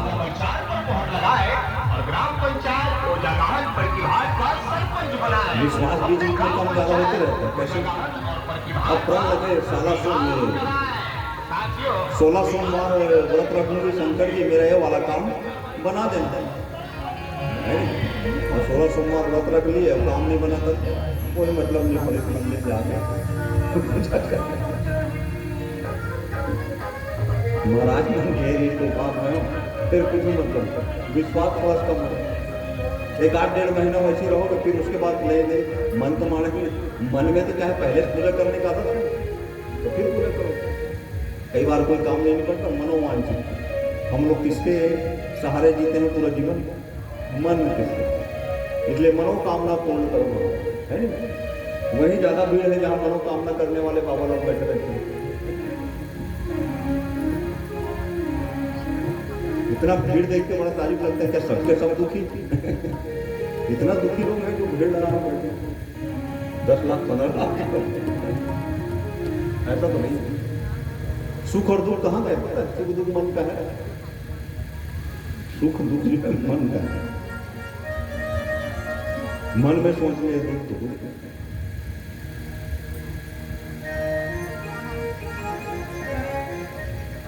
एक बात तो तय है, कोई धनवान अभी तक धन के कारण से पूजा नहीं किया। कोई बड़ा धनवान व्यक्ति है, उसको देख करके दौड़ के प्रणाम करने के लिए जाते हो क्या? बहुत बड़ा धनवान व्यक्ति है भैया, वो चल रहा है तो उसको देख करके प्रणाम करने के लिए कोई नहीं जाता है। लेकिन एक बात तो तय है, वहीं पर कोई अति साधु जो केवल लंगोटी धारण किया हुआ है, वो यदि आपके घर से गुजरता है, दौड़ करके जाकर के प्रणाम करते हैं। तो प्रणाम करते हैं क्योंकि त्याग से ही प्रणाम है। त्यागी पुरुष से प्रणाम करने के लिए धन से कोई पूजित नहीं हुआ इस संसार में। हाँ, धनवान पूजित हुआ है, कब हुआ है? जब वो अपने धन को धर्म में लगाया। धनवान का बहुत ज्यादा नाम है, इतना है कि इसने इतने करोड़ रुपया दान दिया है, ऐसा कह के उसका नाम लिया जाता है। बड़ा धनवान व्यक्ति का भी चलो इतने करोड़ रुपया उसने दान दिया, तब पूजित है। केवल धन है इसलिए कोई पूजित है नहीं। ऐसे धनवान तो बहुत लोग रहते हैं गाँव में, कोई पूजित नहीं। इसलिए अद्भुत सी ये कथा श्री महापुराण की, महात्मा की कथा इस प्रकार से सूत जी ने शौनक आदि ऋषियों को बताया।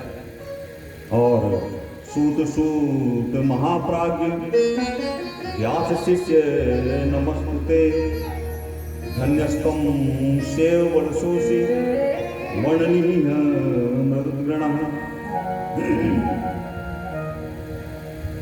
हाथ जोड़ करके सूत जी को शिव महापुराण की कथा का महात्मा भी सुन रहे कि कैसे शिव नाम से दुष्ट शिवलोक में जाकर के शिवगण बन गए।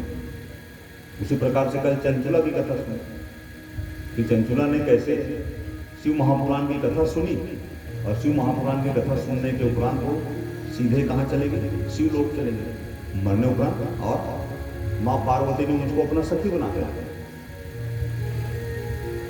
तो सब शौनक इत्यादि ऋषियों को ये कथा बताए, तो शौनक इत्यादि ऋषियों ने कहा कि हे प्रभु, ये शिव महापुराण के श्रवण की विधि हमको बता, इसको कैसे सुनना चाहिए, शिव महापुराण कैसे करना चाहिए। आज पहले दिन की कथा है तो कैसे सुनना चाहिए, उसके बारे में बोले कि शुद्ध मुहूर्त का मुहूर्त देखवाना चाहिए, बोले शिव महापुराण की कथा करवाने के लिए।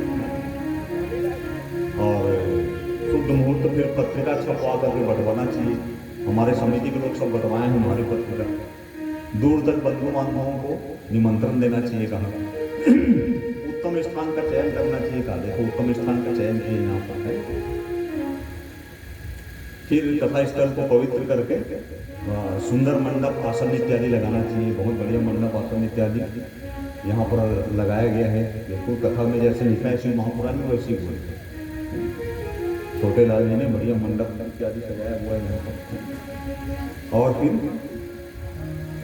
वेदी स्थापना करना चाहिए। देखो वेदी की स्थापना हुई है यहाँ पर, इसलिए यहाँ जो कथा आप लोग सुन रहे हैं ना, वो दिव्य फल का ये तीर्थ में कथा है, इसको तीर्थ कहते हैं। लिंगेश्वर धाम ये तीर्थ में कथा का अद्भुत फल है। और ये देखो वेदी बनाना चाहिए लिखा है, तो वेदी बनाया हमारे महाराज जी ने। ध्वजा पताका लगाना चाहिए, ध्वजा लगा हुआ है, सब चीज पूर्ण है। और व्यास को प्रणाम करके कथा सुनाने का अनुरोध करना चाहिए। और सब सुंदर पवित्र वस्त्र धारण कर मन लगाकर कथा में आसन लगाकर बैठना चाहिए। सबसे पहले गणेश जी का स्मरण करना चाहिए। तो हमने करवाया आप लोगों को, बड़े नियम से कथा यहाँ पर चल रही है। इस प्रकार से इस कथा का प्रचार करना चाहिए। शिव महापुराण की कथा यदि हो रही है तो जितने भी सुनने वाले हैं उनको भी इस महापुराण की कथा का प्रचार करना चाहिए। उससे उनको दिव्य फल की प्राप्ति, ऐसा शिव महापुराण में लिखा है। शिव महापुराण के प्रथम श्लोक का हम लोग वाचन करेंगे।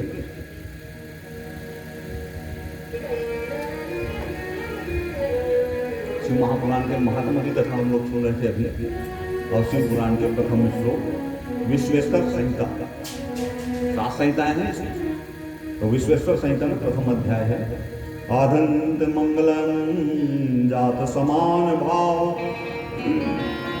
मानतमीशं जरामरमन्यात्मदेवं पंचाननं प्रबल पंच विनोदशीलं संभावये मनसि शंकरम अंबिकेशं।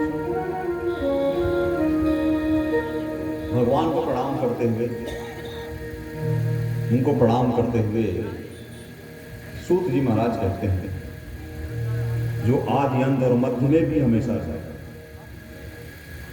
जो आदि अंत और मध्य में भी जो हमेशा विद्यमान है, जो नित्य मंगलमय है, जिनकी तुलना समानता कोई नहीं कर सकता, और जो आत्म स्वरूप को प्रकाशित करने वाले देवता परमात्मा हैं, जिनके 5 मुख हैं। कितने मुख हैं? 5। और जो खेल ही खेल में जगत की रचना पालन संहार करते हैं, उन सर्वश्रेष्ठ सभी देवताओं के देवता अजर अमर महादेव देवाधिदेव अंबिकापति भगवान शंकर है। हम सब नमस्कार बोले शंकर भगवान की। धर्म क्षेत्रे महाक्षेत्रे गंगा कालिंदी संगमे प्रयागे परमे पुण्ये ब्रह्मलोकस्य वर्तमनि।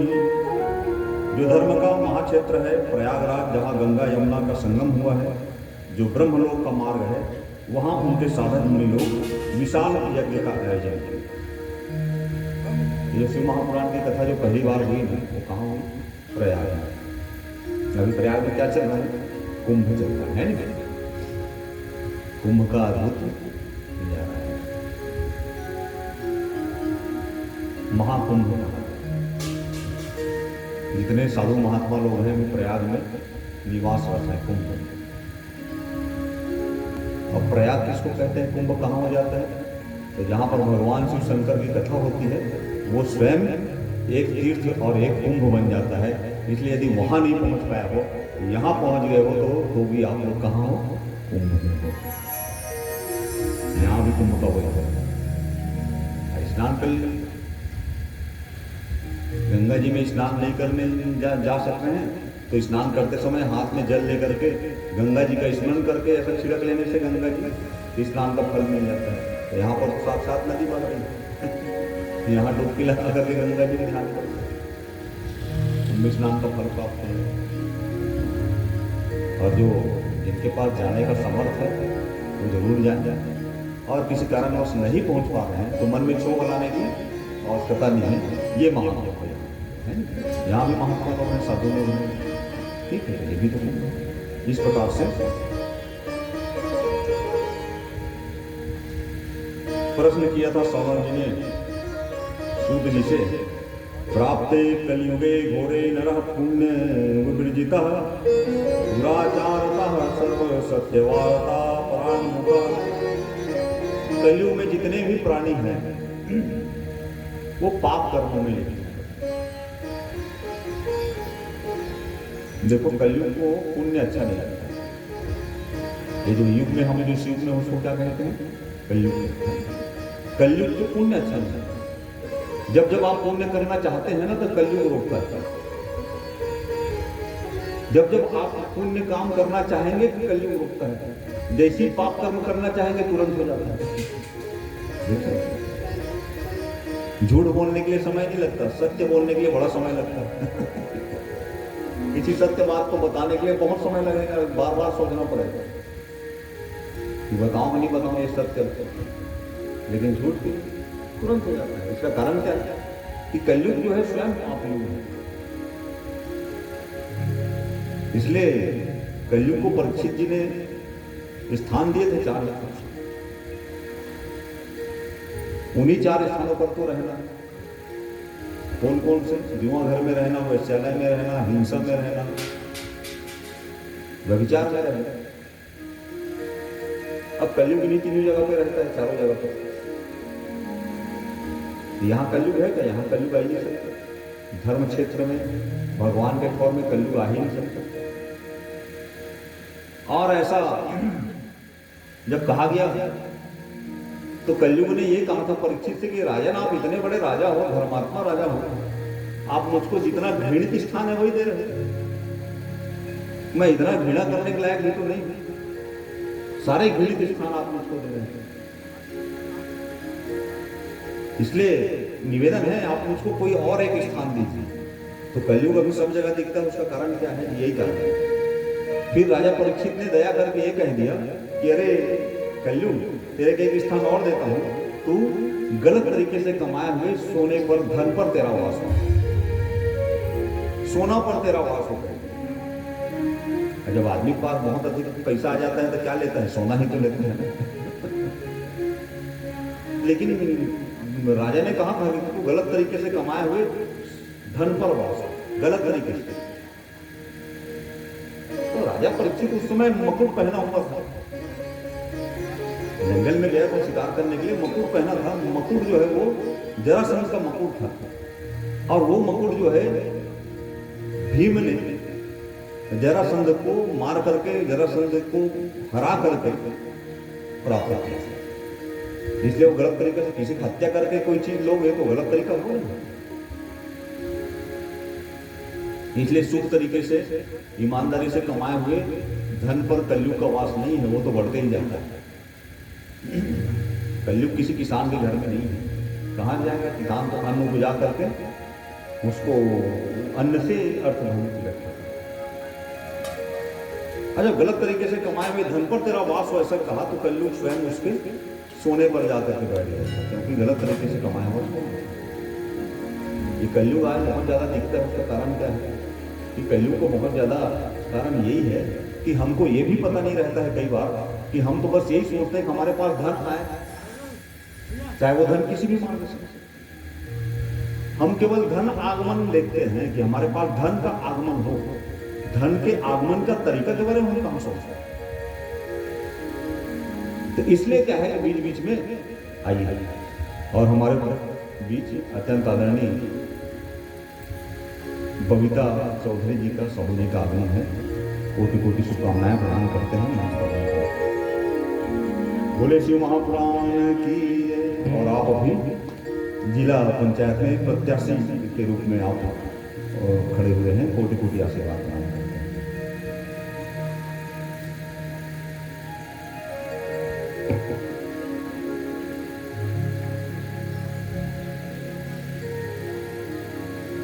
बोले शिव महापुराण की जय।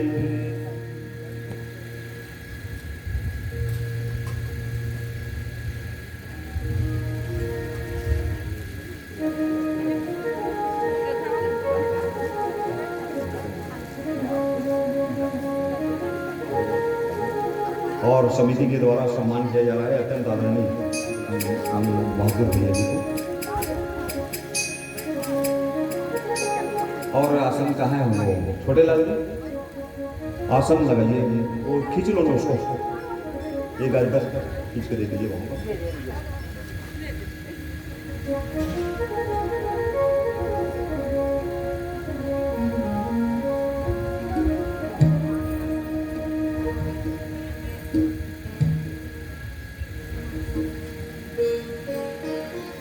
और अत्यंत आदरणीय रामजी स्वामी का भी आगमन है। हमारे सभी आदरणीय जनों का आगमन है। कोटि कोटि शुभकामनाएं प्रदान करते हैं मन से। जोरदार ताली बजाकर।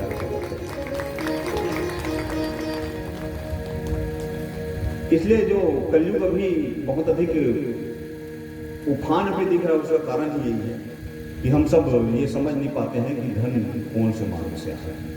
लेकिन सच बात तो यही है।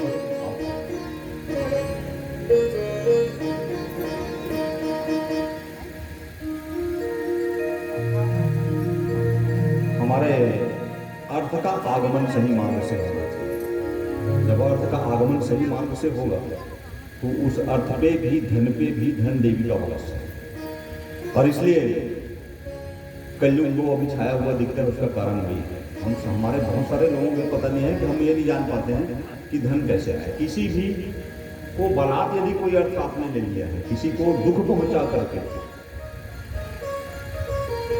किसी के जमीन हड़प करके गलत तरीके से यदि आपके पास अर्थ है तो वो अनर्थ को लाता है। फिर वो कई प्रकार के रोग इत्यादि आपके घर में ला देंगे, फिर सुखमय जीवन नहीं मिलता। इसलिए अर्थ सही मार्ग से आना चाहिए। और इसी को यहाँ पर कहा गया है कि कलयुग में जितने प्राणी हैं वो सब घोर पाप कर्मों में लिप्त रहते हैं, तो उनके कल्याण का क्या साधन हो सकता है। तब सूत जी महाराज कहते हैं कि घोर पापी से पापी व्यक्ति भी शिव महापुराण की कथा का श्रवण मनन और चिंतन यदि करता है तो उसके सारे कष्ट दूर हो जाते हैं, उनकी सारे मनोकामनाएं पूर्ण हो जाती हैं। ये बात पता है, भगवान शिव महापुराण के सामने बैठ करके यदि कोई मनोकामना की जाए श्रद्धा और विश्वास के साथ, तो भगवान शंकर उनकी जरूर मनोकामना पूर्ण कर देते हैं। बोले शंकर भगवान की जय। हो मनवारे तू भजले, तू भजले, तू भजले शिव शंकर अविनाशी, भजले शिव शंकर अविनाशी।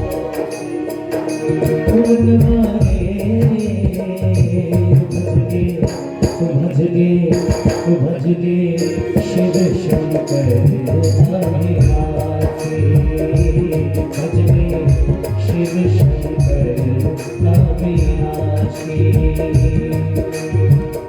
अवसागर से तारे उनको, जो जन सेवै काशी, जो जन सेवै काशी।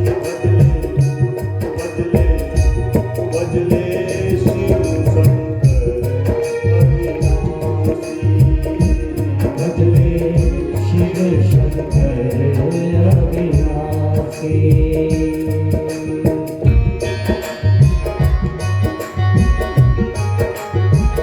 बोले शंकर भगवान की।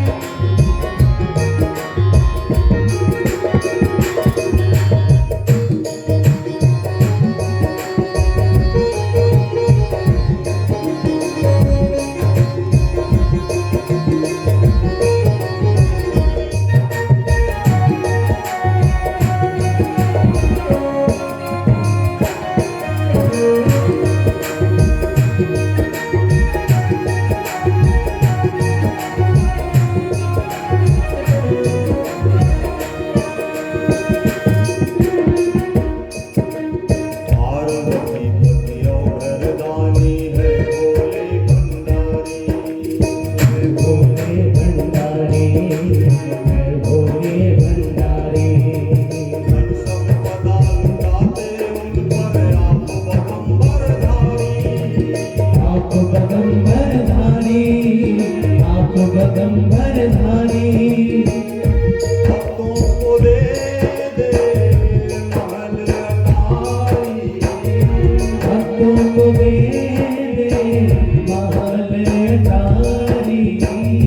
आप शमशान के वासी, आप शमशान के वासी। भजले, भजले, भजले शिव शंकर अविनाशी, भजले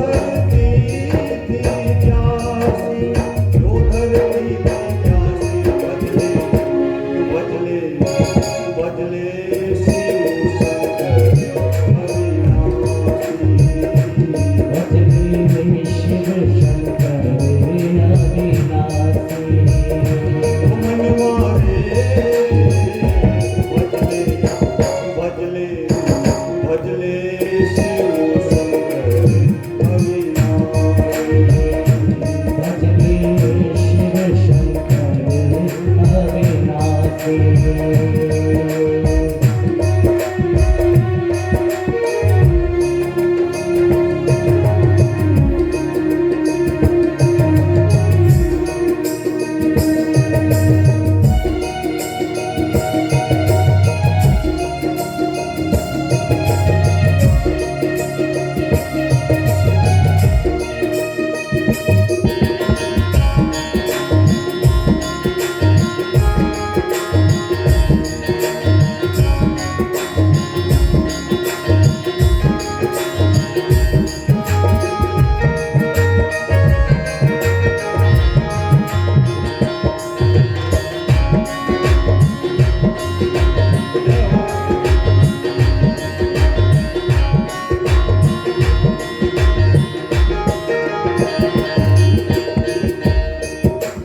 निर्मल जल और बेल पत्र से शिव पूजा हो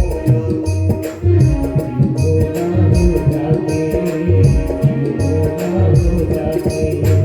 निर्मल जल और बेल पत्र से शिव पूजा हो जाती।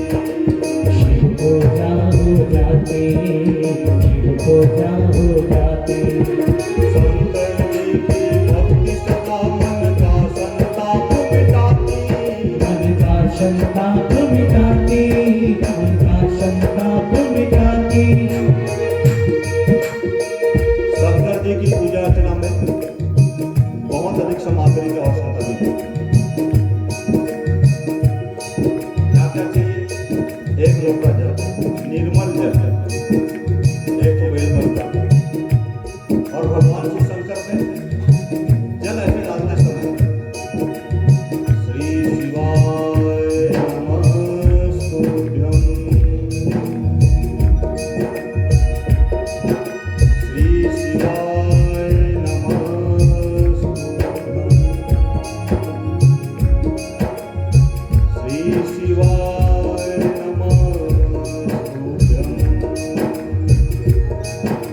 एक लोटा जल, एक बेलपत्र, दो चीजों से भगवान शिव शंकर प्रसन्न हो जाते हैं, मन वांछित फल प्रदान करते हैं।